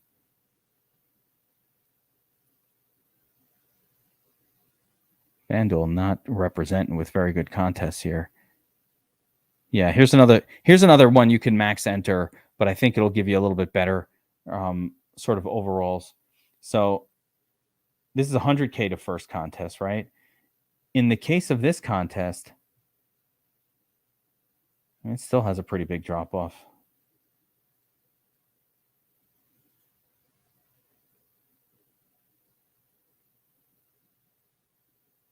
Well, the high score was 187. Wait a minute. Yeah, that 179 would have been good for second place here and 20K. A little bit closer. A little bit better payout structure here, but at 300,000, 100K to first is actually just as bad as the other one. This isn't actually better. I was trying to show an example of a better one, but FanDuel, do better. Your contest sucked last year. Do better. I'm sure I just avoided it because I was like, no, fuck this shit. Anyway, we did pretty good here. Oh my gosh, yeah. I'm glad you complained, by the way, about that. It was I ruined, not that you know what, I don't care right now because I stopped playing NASCAR like probably this next week. I'll do Daytona one more week and then I'm done with NASCAR for the season because I don't have time to do both. But yeah, man, I love that Mega. I hope gas them up to bring it back. We need it for this week in Daytona. I would love to max that thing. All right, let's move on. That was NFL Week 3. We're hammering through. We're going fast. It's an hour and a half in. Nah, it's about my normal speed, actually. I'm trying to go through as many of these as I can. I just want to get a good feel for Fanduel because I kind of want to play a lot more Fanduel this year than I have in the past. So here we go. 10-2, October 2nd, NFL Week 4. Okay, let me change up my let's get it all switched up here. NFL Week 4. Update. Cheat sheet. Get rid of Week 3. Let's move on to NFL Week 4. And again, if you're joining us for the first time, if this is one of the early times, I haven't seen a lot of you're new to DFS Army.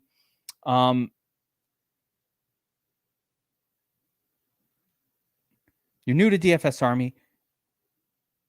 There are so many tools here to help you out. I'm only showing a couple of them, but my cheat sheet that I put out each week, I put everything out there. I give you my slate thoughts, and you're usually going to find a lot of gems hidden in here. So just a quick overview of NFL Week 4, and I see right off the bat, it's Josh Allen, it's Jalen Hurts, it's Lamar, and that's it, right? After that, couple of like 1 and 2 star plays, nothing exciting. If you did nothing but these 3 QBs this week, that would be fine.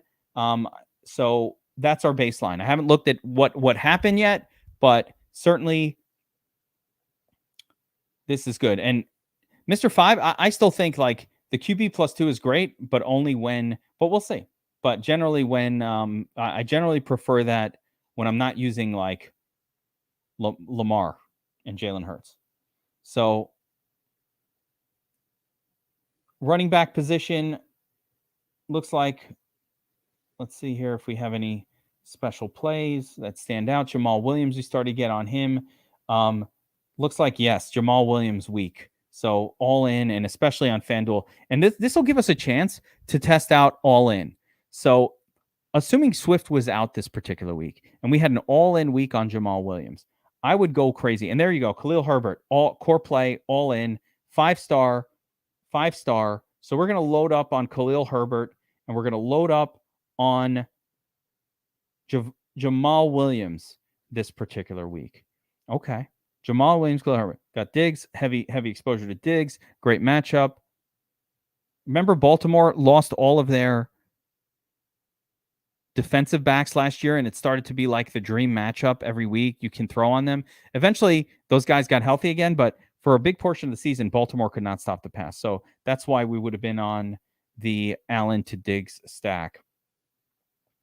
Nothing else really popping. Rick James, Shepard gets hurt, and we're loading up on Richie James.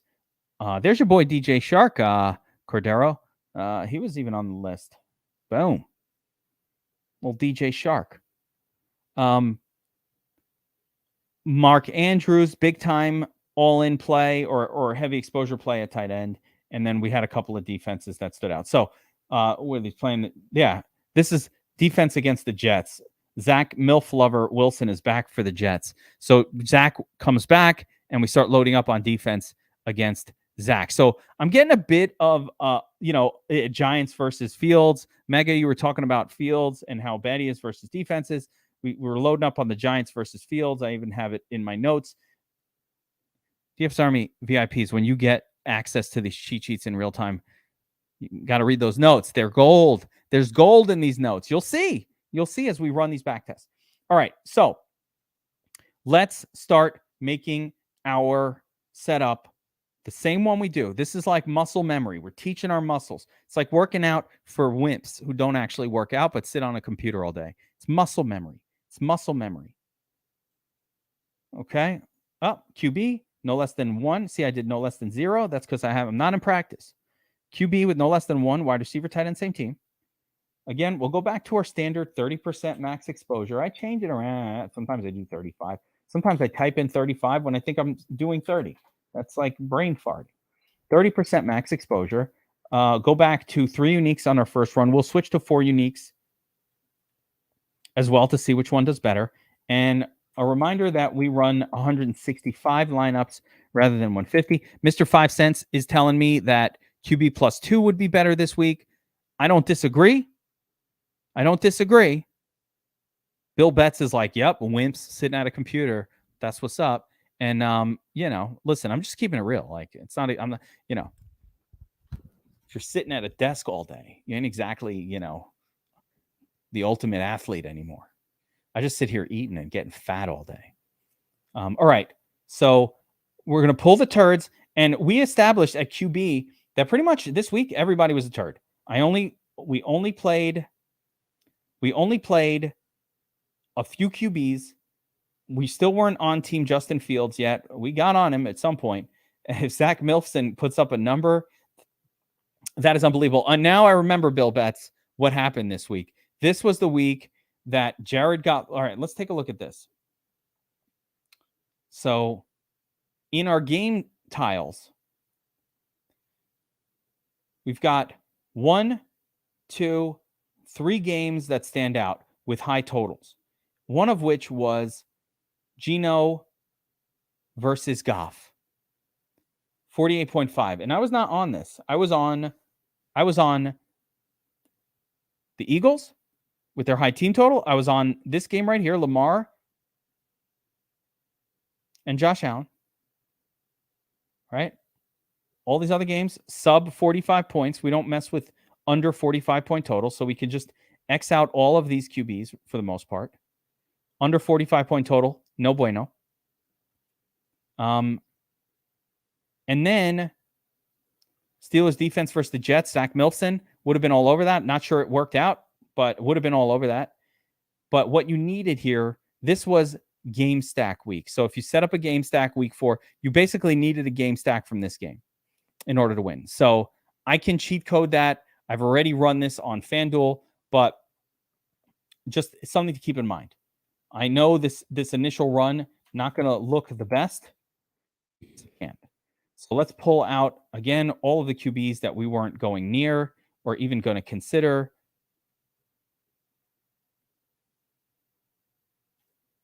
Man, Dak had gotten hurt already. That dude gets hurt way too easily.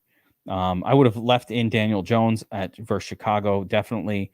Mitch Trubisky's always a no. And if anybody who watched anything that I did all of the last year knows that we did not play Derek Carr even once because he was too chalky for what the turd that he is. Goff and Geno were your nuts QBs. Daniel Jones had a decent week, but it's really interesting. Josh Allen did okay. Josh Allen did fine. And Josh Allen had the 100 rating. Josh Allen was the play of the week. Even if it didn't win the tournament, it was the play of the week. And it's funny, his actual Final Fantasy points, look at this. He was projected for 24.53. He winds up scoring 24.5. Talk about a projection model. Within 1/10 of a point. Is that a 10th or 100th of a point? Within 100th. That's crazy good. Okay, so now we're going to take our pocket QBs. So we're allowing for Josh Allen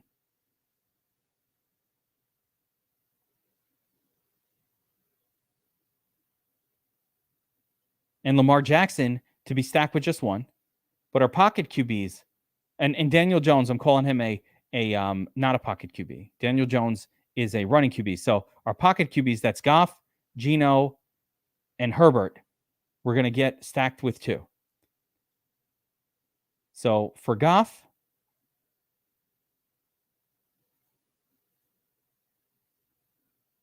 Geno,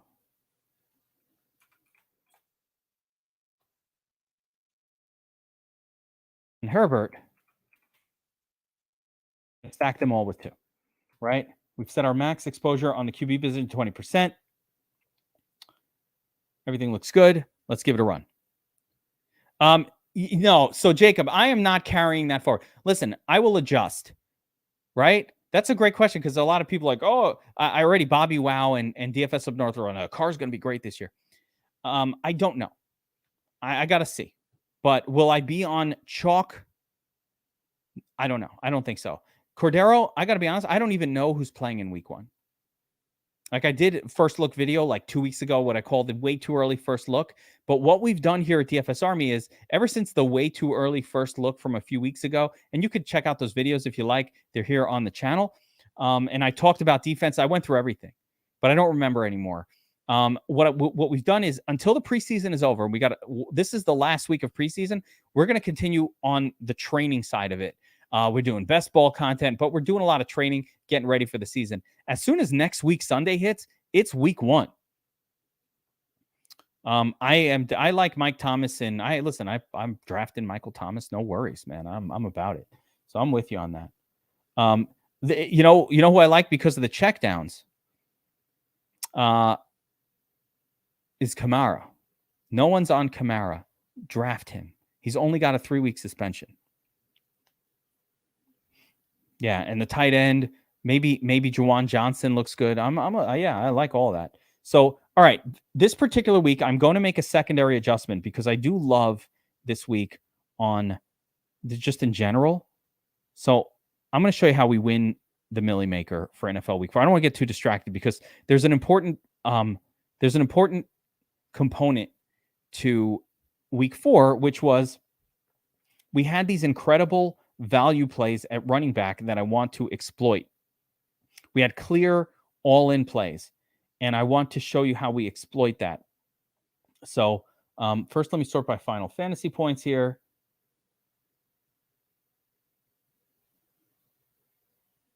$189. So do I have a slate up for this particular week? This is NFL Week 4. No, let me go pull a slate for NFL Week 4. Right? Here's the FanDuel Millie, the Sunday Million. Now it's 1.8 million, but did they lower the top prize yet? Yes. Okay, so all right, I got so much to cover here.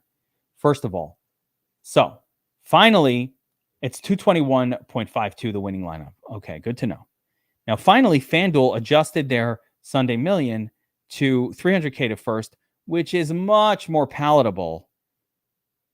300, 150. This is the kind of distribution you want in a tournament. So this is let's max this bad boy out. I don't need $1 million. I'm very happy to win 300,000, but what I want to do is if I come in second or third, I don't want to have to eat shit. Give me a decent. These guys all tied. A couple ties here, a couple good lineups. So Jared, let's look at what won. Goff, Sanders, Jamal Williams, Austin Eckler went nuts. Giants defense, who we were on. This was TJ Hawkinson explosion week, if you guys remember. So he went off that week, and you needed Hawkinson, but he was the chalk. So I just want to look and see how much Hawkinson we're just getting. Yeah, he was the chalk anyway, so fine by me, right? What we didn't get was any Goff or Gino or enough. We didn't get enough Goff to make me comfortable. I'm going to set this to 20%. Gino, let's lock him in. We're getting 17% Gino au natural, but I'm getting a little too much Danny Jones. I'm going to go down to 10% on him because I like Daniel Jones that week, but I didn't like him that much. And I'm going to jack up Jared Goff just a little bit to make sure we get some significant exposure there. Tight end position, Hawkinson is fine. Defense, we love the Giants. In our notes,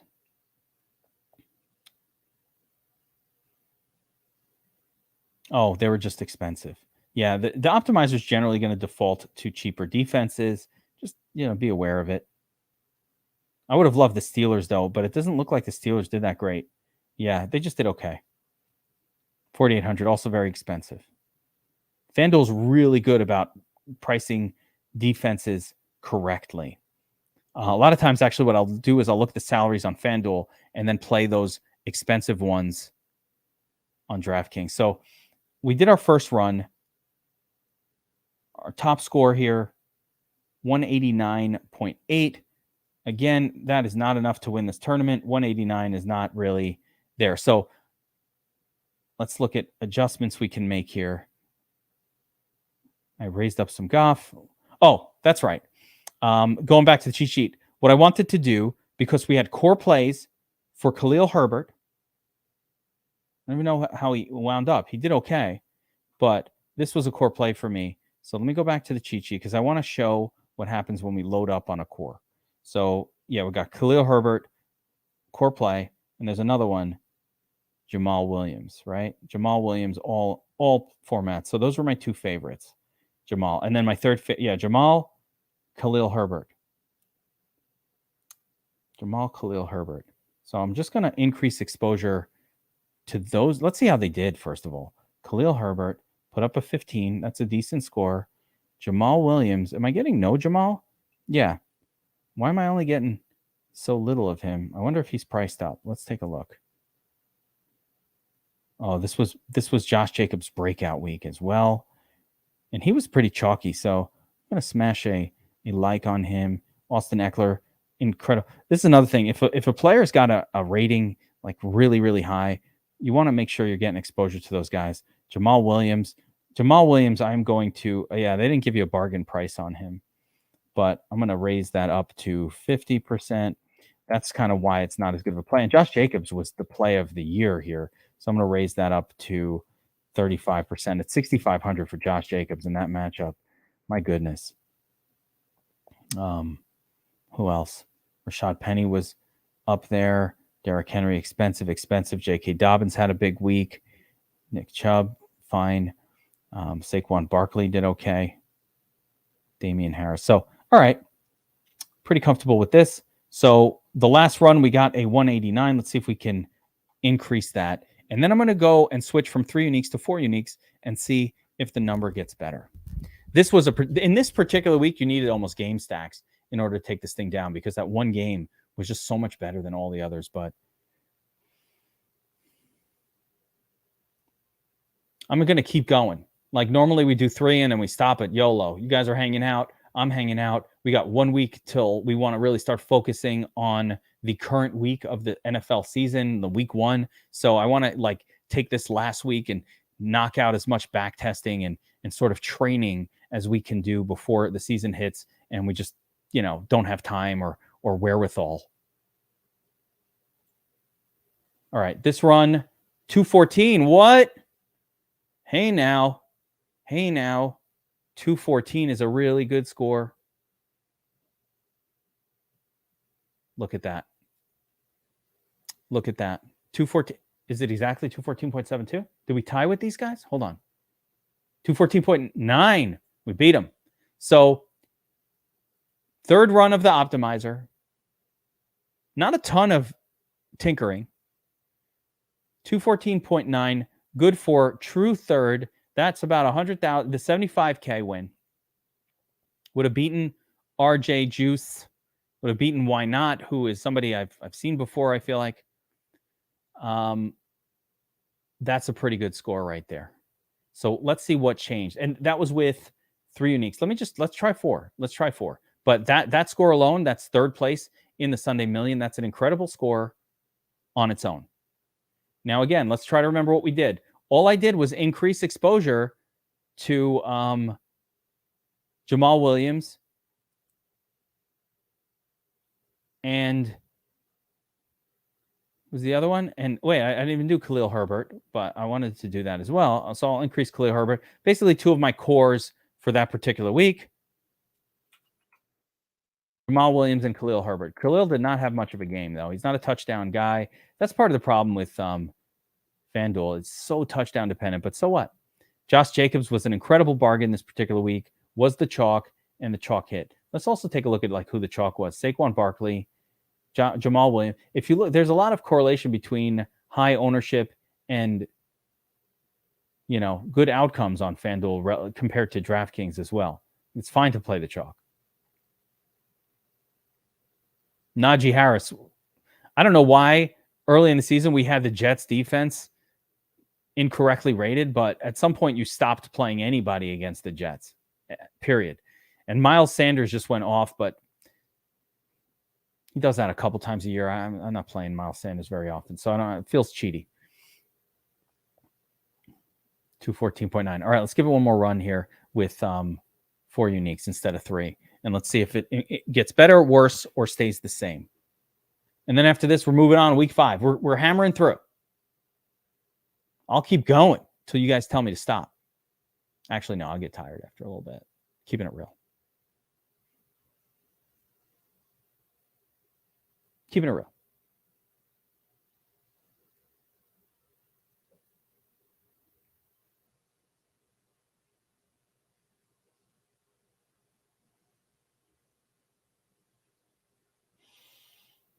$213. So it did not get better.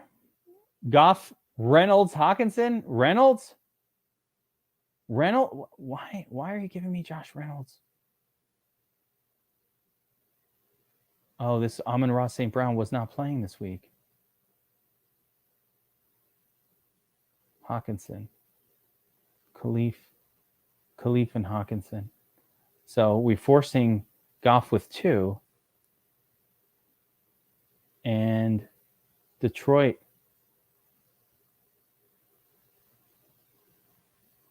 The other thing, you know what I want to do? I want to force more Geno here just to see what happens because I'm not getting as much Geno as I would like. So I'm going to force, we're doing 20%. Again, this is a little cheat coding, but again, we're already hitting. The number we're hitting here is 3rd place in the Millie Maker. Like, I just want to try to get first. But we're already at 3rd. That's pretty darn good.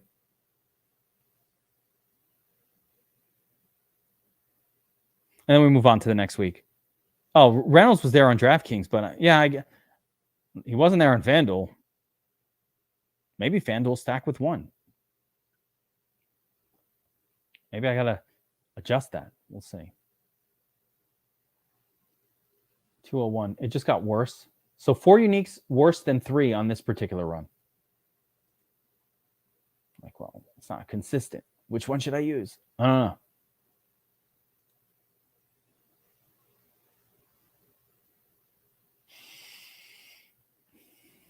All right, let's move on. NFL week 5.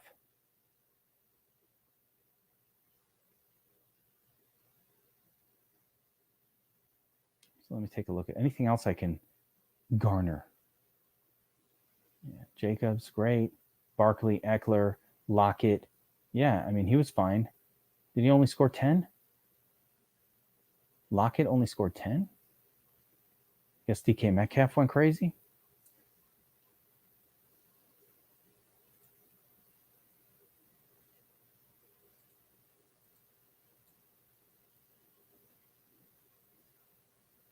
Yeah, it was DK Metcalf. Yeah, some of these guys did a lot better on. Let me try something. One more thing. I'm going to try without the double stack, guys. I'm going to just attempt to do this with just one. I'm new to. All right, so this is a good question. I'm new to optimizers. How good are they versus manually created lineups? And Kevin, that's a great question. I'm glad you said. The optimizer is. It's a tool, right? So it does 2 things for us. Number one, I'll show you a couple things here. But we're using this for mass multi-entry right now, right? So we're using the optimizer right now specifically with stacks and different approaches for mass multi-entry. We're using a lot of uniques, and we're basically trying to spread out our exposures. But the optimizer is not just for mass multi-entry. It can also spit out a single lineup. When you spit out a single lineup with an optimizer, that's really effectively a cash game lineup, an optimal lineup, right? It's not designed to win a tournament with no stack involved. So how good are they versus manually created lineups? You can't make 150 lineup. Like, if you're attacking tournaments and you want to make a massive volume of lineups to attack, you really need an optimizer. I wouldn't want to handcraft those, because if you're trying to have exposures to a lot of different things, it's just hard to do that manually, and it would take forever. That being said, I very much prefer to handcraft lineups for, if it's not the Millie Maker or these giant 50,000 entry lotto ticket contests, then I like to handcraft the lineup, right? If I'm in a higher dollar, like my favorite type of tournaments are, under 100 entries, really even under 50 entries, higher dollar, going up against a small number, a winnable contest, right? And we talk about attacking those in the that's every week on the Players Club VIP podcast for DFS Army. We really get into that. We do lineup construction, and we build and we game stack, and we build for smaller tournaments, and we handcraft the lineup. So this particular stream, though, what we're focusing on is using the optimizer to attack contests like the Millie Maker, these giant, super mega big contests that, they should be a very small portion of your total bankroll allocation. These if this is all you're doing, you're going to lose money 90% of the time. You lose money on these giant contests. And I have proven it time and time again. Even the best players in the world, they lose money 90% of the time when they attack these tournaments. 90%. So this is a money loser. Just understand it. Yeah, I just changed it to QB +1, and I got a 194.3. So still a really good lineup, but not like the QB +2 where we actually came in third in this giant super mega size contest. All right. I just wanted to try that last thing. So this was 10:02. Let's move on to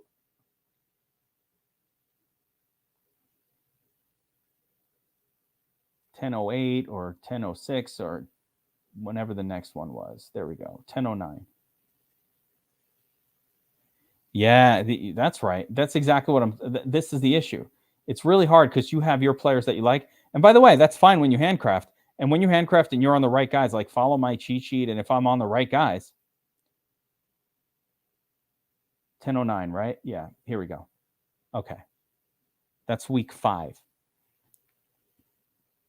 Yeah, so I love handcrafting. You do not need to use an optimizer to be successful at DFS at all. We look, even DraftKings, the Millie Maker was won by handcrafts last season, like about half the time. So you can do it, but just understand, and this is more of an overall thing with DFS. And I have this video from last year where I say how to make money on DraftKings, and I advise you to go check it out. NFL, it was 2022, but it applies to every season. And it really talks about understanding the difference between the contests that you're entering. That's such a big part of DFS. And yeah, if I want to have fun and attack a mini max, and it's not a big chunk of my total bankroll, like the money that I'm using for that week, that's cool to do. And that's what we're practicing here. But the vast majority of my entries are in cash games and really small tournaments that have 100, even 50 or 30 entries. I'm just trying to win those. You can win those a bunch of times over the course of the season. Certainly with the cash games, it's almost just a challenge each week to see if your cash lineup will beat somebody else's. The optimizer spits out a pretty good optimal lineup. Like you can just use that in cash or a quick or a version of it. We also have cash plays and a cash sheet at DFS Army, of course, and we talk about which plays are better for cash and which are better for tournaments. Like we do a lot of that over the course of any given week. All right, 165 lineups. Back to 3 uniques here, and then we'll try 3 and 4 tournament mode. 35%. So I feel like I'm coming to my motor is starting to slow down, even if it doesn't sound like it. So we'll have this be the last week that we do. This is week 5. Let's pull up the cheat sheet for week 5 here. Well, we'll see. We'll see how. All right. So, this is week 6, actually, October 13th, right? October 6th. This is which week are we up to? And I did no less than 0, of course. So, yeah, I can tell I'm already maybe getting to my limit here. But what week is this? NFL. This is week 4. We want to go to week 5. Okay.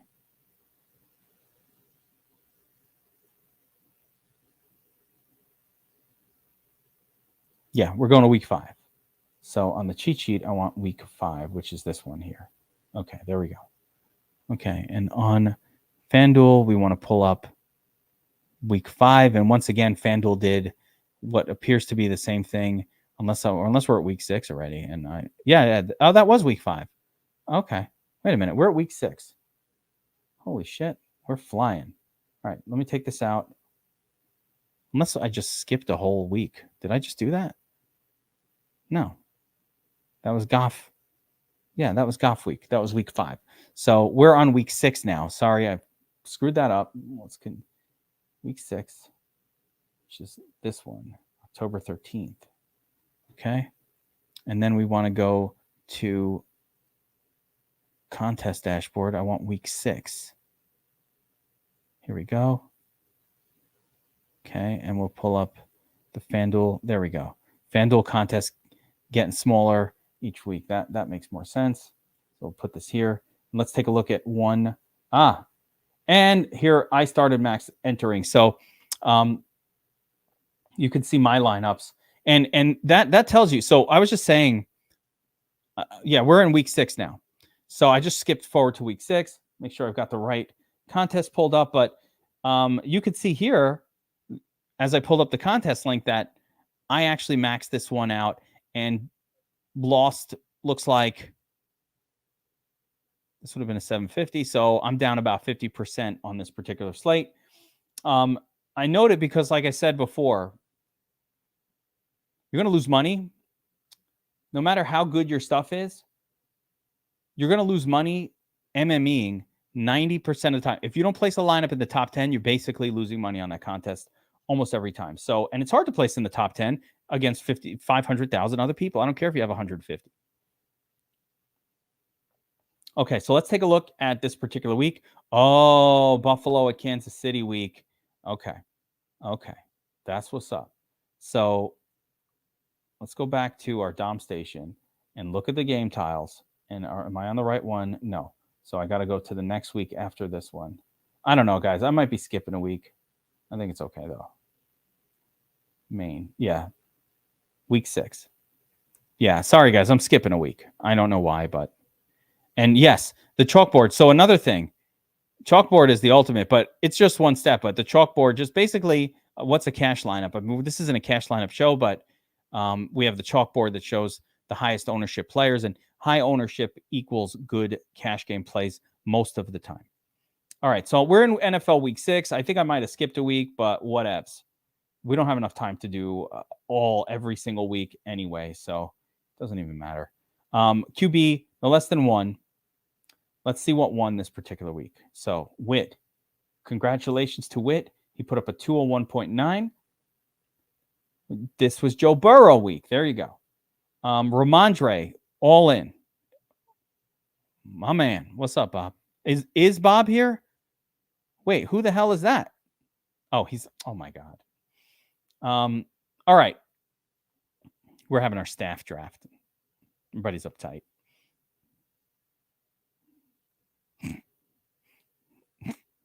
You guys are out of control. All right, so this was Burrow week. Burrow to Chase, that's a stack with 1. So that's interesting. Here's a pocket QB stack with just 1. Interesting.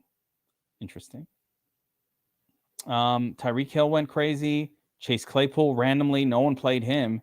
That's where this guy won the million. So this person plays Gesicki and Chase Claypool, 2 turds that were sub 1% owned in order to take it down. Good on him. But he absolutely destroys the field with those 2 super low owned turds. This is a more realistic, I'm going to say, lineup, second place, where you don't have any sub 1% owned players in there. That is a tough ask. Josh Allen in the nuts, Joe Burrow in the nuts.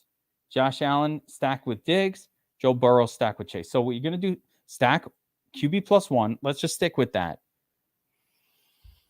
Okay, set up our standard set of settings, 3 uniques, 165 lineups, server mode, tournament mode.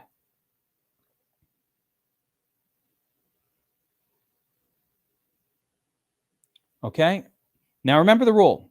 Remove QBs that are the underdogs in their games is a general rule, unless it's something going on like this one. But yeah, even it looks like the Bills might have been favored in this game, but this is too close of a spread, so I would leave them both, of course. You had Cardinals at the Seahawks, so that would have been a game to target, but note the rest of these games were really low totals this particular week. Nothing looked all that great. Where's Joe Burrow? Where are the Bengals? Yeah, this one did not stand out at all. So I probably would not have been on Joe Burrow in this particular week, even though he's what won.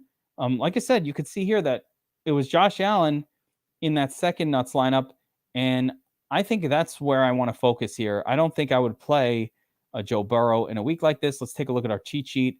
And yeah, I had Josh Allen as our core play. He was the top play on the board. I liked him more than Mahomes, as you could see, and that did work out. You almost have to uncheck Mahomes to get all the Josh Allen lineups. Lamar Jackson in the mix. Kyler Murray certainly in the mix. Had some Tom Brady in there, and a little Geno. Running back position, Ramondre got the 5-star play. So we're going to load up on Ramondre here. And Fanduel priced him up. Jerky move. Breece Hall started heating up at this point. I don't know how he did, but he started heating up. Kenneth Walker was another play that I was obsessed with on that week. So we're going to load up on some Kenny Walker here. And we had a core play on Eno Benjamin, and I almost think that Eno failed. But running back seems a little tighter this particular week. Got to load up on Stephon Diggs because he's with Josh Allen. Any other core plays? I'm just kind of looking through. Mark Andrews again. I don't think he had a good week. Loaded up on the Bucs defense. Not sure how they did, but they were going up against a rookie defense. I'm curious. Actually, let's see how they did here. But do I need to set anything else? Let's look at the defenses. Bucs. I like the Bucs.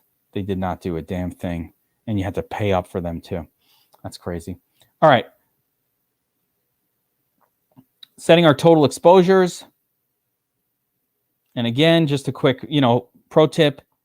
Use this box right here. You set the position group to all. Use this box right here. Change the number to 30%. And you change your global max to 30%. One guy I'm going to raise the projection of here, or raise the max exposure to on, is Ramondre Stevenson, who was a core play. I'm just going to go up to 50% on him. Kenny Walker was another guy I really liked a lot. So I'm actually going to smash love on Kenny Walker, and I'm going to raise him up to 50% as well. Here we go. Here we go. All right.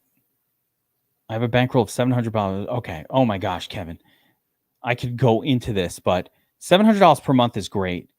And that's a super, super solid bankroll per month. So I'm going to try to break that down. Let me think about this.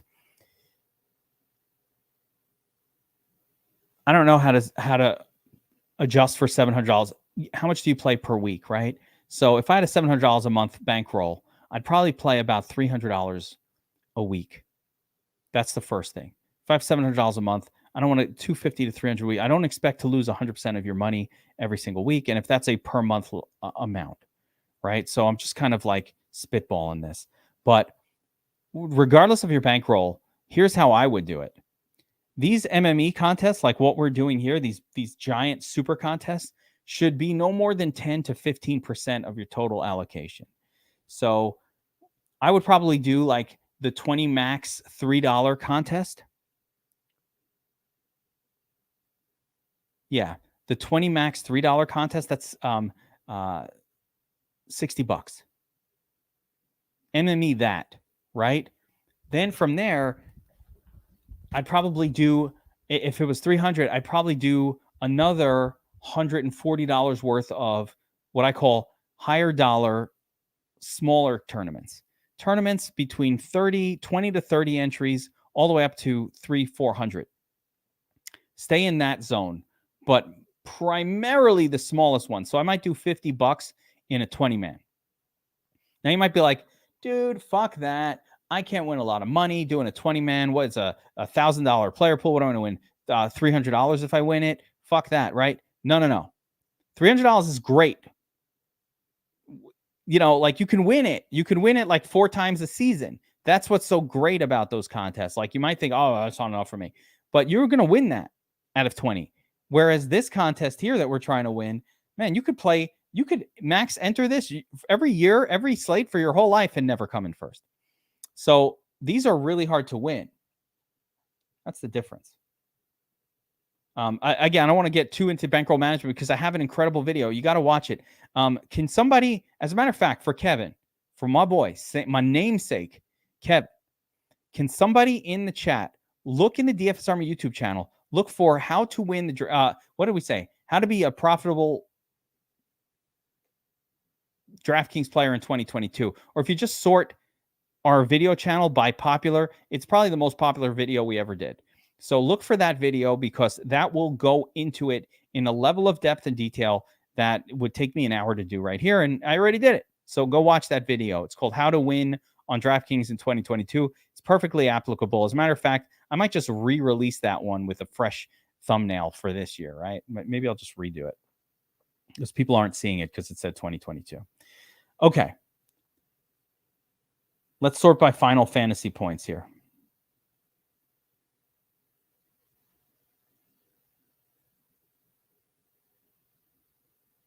This is not a great score at all.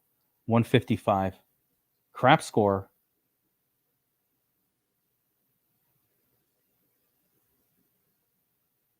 Eno did bad. Mark Andrews had a good week, and we loaded up on him. I don't know how I'm getting Deebo Samuel, Darrell Henderson Jr. Where's my Ramondre?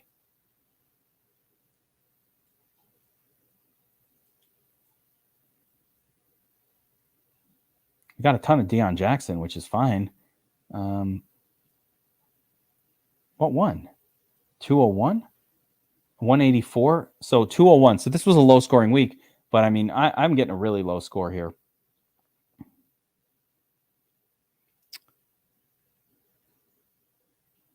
By the way, that is another great thing. Andrew, you're right.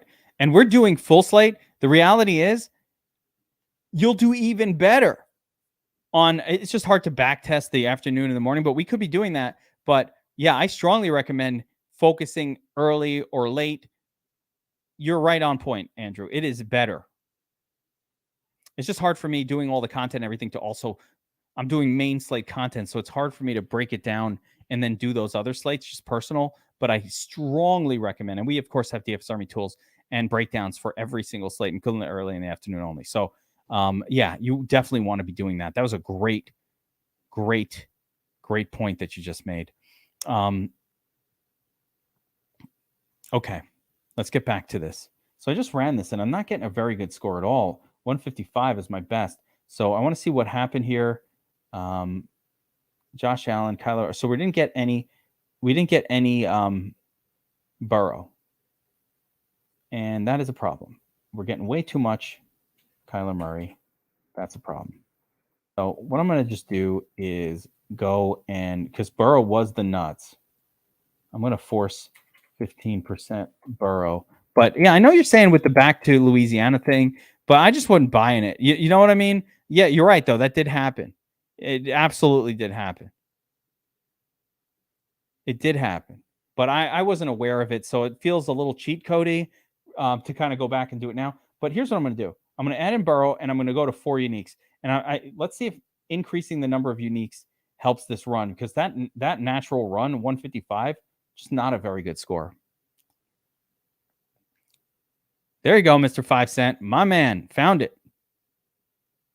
Post that link, and Kevin, make sure to give that a watch, that video. It is really probably the best video I ever made. I think it's the most important one.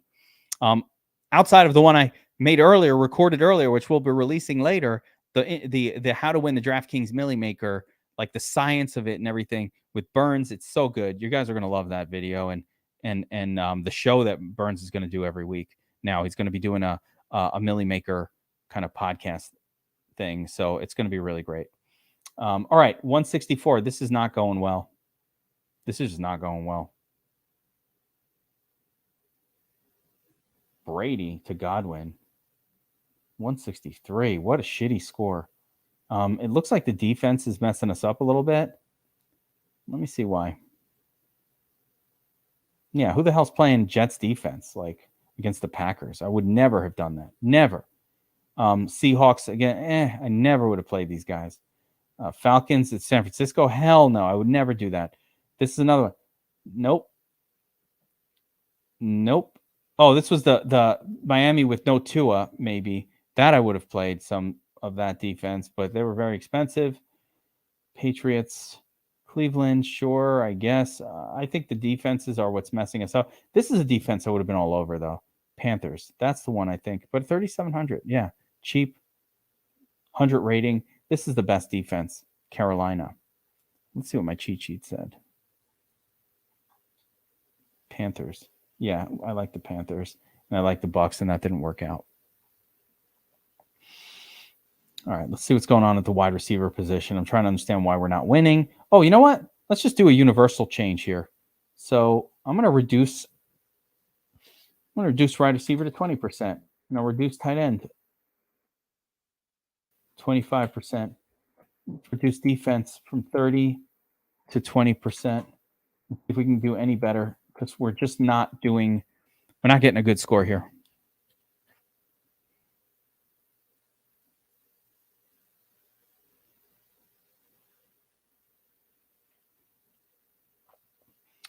You know, what you see here is you're not going to win it every single week or even frequently. The average, what I've seen over the years, is when you mass multi-enter a contest, even the best players in the world, 90% of the time they lose. So you're going to be down money 9 weeks out of 10 mass multi-entering. It's just like that. It is a process of losing and losing and losing until you win. And it's just, it's not for everybody. So this mass multi-entry stuff, guys, I am not saying you should be doing. If you're here, if you're going to do it well. But I'm not advocating to spend a ton of your bankroll on this style of play. I'm just not. Yeah, I mean, this is a pretty good freaking lineup, but yet it's not popping enough. I'm getting a ton of Darrell Henderson. I get why, and he was fine. Stephon Diggs, Josh Allen, Ayuk in this one. Oh, Burns' book is out, Pete. Get it now. Again, we made the video today to intro the book, but it is available on Amazon. You just type in you know what? Where the hell's the link? I had the link before, but hold on. Let me show you. Let me show you guys something here. Sneak preview. Great question. Listen, there's a bunch of you hanging out still this long, so that's awesome. Winning the $1 million game, guys. There it is. Okay? Amazon. Buy it. Brand new. And when you do get it, because this supports Burns, I was like, it's $29. Like, he's just giving away this thing. Like, support him, but then make sure you put he is so into this. So make sure you put a nice review in there after you buy this book. Okay, you can get the Kindle version / the ebook, or you could. I would just get the paperback because it's the same price. Just order that shit and put a nice review on it. But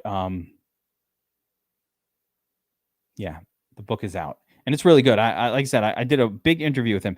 I use this logic for the $1 and good money. Yeah, and that's another thing. It doesn't matter how much you're playing. Play the $1.20 max.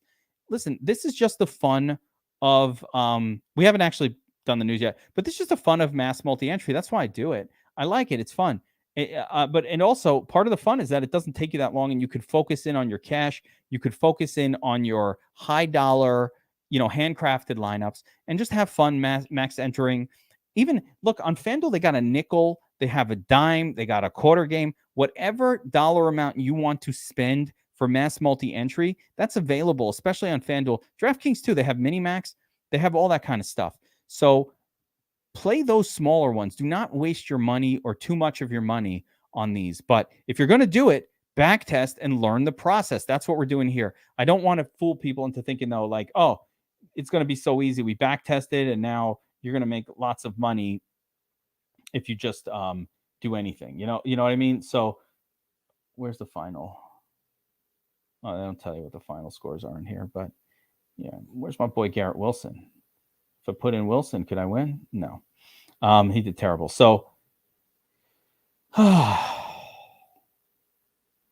6 weeks. I think I'm losing my my steam, guys. It didn't get better on 4, but I'm losing my steam, and Yeah, I think we're going to call it here. 2 hours and 15 minutes into the stream. So listen, what did we establish, right? What did we establish? Let me think here. We established that FanDuel plays pretty similar to DraftKings. We established that, yeah, there we go. My man, Mr. 5 Cent. The name tells it all. Yes. Oh, and it's my pick, you fuckers. We established 3 to 4 uniques on FanDuel. QB with 1 is enough of a stack on FanDuel. You don't really need a double stack. You don't really need a double stack. QB plus 1 is good. And it's also really hard to win the Millie Maker with 500,000 entries. So be aware of that. Look at the contests and make sure they're the more favorable style where it's only giving maybe, I don't like it when it gives more than 10 to 15%. And man, Ash, I know you're up. By the way, Ash is up at like, you're in UK. Why are you up at this hour, bro? It's got to be 3 a.m. I'd be up 4 a.m. It's 4 a.m. in UK. What do you do for a living, bro? And I'm up on the pick. So I'm going to wrap it up here. A little FanDuel side note. We focused DraftKings for years here. And the DraftKings, the optimizer really does work better on DraftKings in the sense that projections work better on DraftKings. It's a more projectable site. FanDuel is designed for a lot more sort of, FanDuel is less sharp, meaning you can win it without being as sharp on FanDuel, which is great. And that's what we want to do. So, and some other people had some really good points here. One of the really good points that somebody made was early and afternoon. Early slate, afternoon slate. Separate them because the Sharks are swapping lineups. And they're swapping like fucking lunatics. And you don't want to go up against those guys. So you can avoid the Shark zone by not doing full slates. You just do the early or the afternoon. NBA is even more intense as far as this goes. And if you understood how crazy these guys are with their swaps, it's really hard to go up against it. So not that it always wins. Like I said, the Millie Maker on DraftKings has definitely been won by non-Shark one-offs many, many times. So it can definitely happen. So yeah, afternoon only. And Taco, we got Daytona next week. Daytona? Just when I thought I was out of NASCAR, they pull me back in for one more slate. They pull me back in. So that's going to do it for this one, guys. Yeah, that's right. And you want to allow some players versus your defense in the shorter slates, of course. Daytona next week, guys. So if you're, I will be playing the shit out of that. Taco, please tell me there's a Mega Mini in there. And if not, let's all start hammering the DraftKings support bot about that. Meanwhile, we're going to shut it down here. We'll be back, I think, tomorrow night. We're doing these every single night. We might shift back over to DraftKings tomorrow. And I don't know that I can do a 2-hour one every night. So there we go. How come NASCAR VIP doesn't get an intro? You think I'm going to make a song for NASCAR? It'd have to be a country song. You know what would be an awesome entry for NASCAR? Is that new song I tweeted it out, that dude from West Virginia that like looked into America's soul and belted out like the greatest song ever written. Do you guys know what I'm talking about? Fuck. Look it up. It's like this West Virginia country song. And he's like talking about working hard, not getting ahead. And it's like, oh my God, you just ripped my soul out of me, bro. That should be the intro for NASCAR. Yeah, that's right. Until I pulled you back in. They pulled me back in. I love it. I love Daytona. I'm not skipping a Daytona, bro. See, Ash Larry, you would not understand that song that I'm referring to. It's country music, and it's all about America. Yeah, you wouldn't get it over in the UK. You wouldn't understand it. But I did post it, my most recent tweet before this one. Go look at my tweet, and I was like, it's like he looked into our soul and made a song. And it's like I listened to it like 100 times today. I'm like, this guy. Anyway, That's going to do it for this one. Back at it tomorrow night. We're going to hammer this shit out. We're going to get through these seasons. We're going to crush it. And Ash, this is just no. Absolutely not. Yeah. Wait for the Players Club. This is why Rick Gill, this is why you need to subscribe. You know, what you don't know is I got hot chicks and the Players Club. We rap. We got a rap song. The Geeks mix. It's crazy. We get nuts. And we drink Blue Moons. I drink the Blue Moons. So we got a lot of fun that we do here. All right. That'll do it again. Guys, I will see everybody back here, same time, same station tomorrow. More back testing. We'll shift back over to DraftKings and see if we can get a special guest star, Statsational, in here one of these weeks to back test with us. You don't want to miss that one.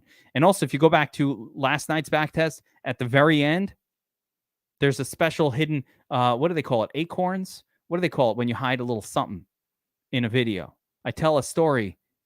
I tell a fun story at the end of yesterday's back test stream. So if you make it the full 2 hours, you get to hear a pretty fun story about about my youth and one of my trips to Greece.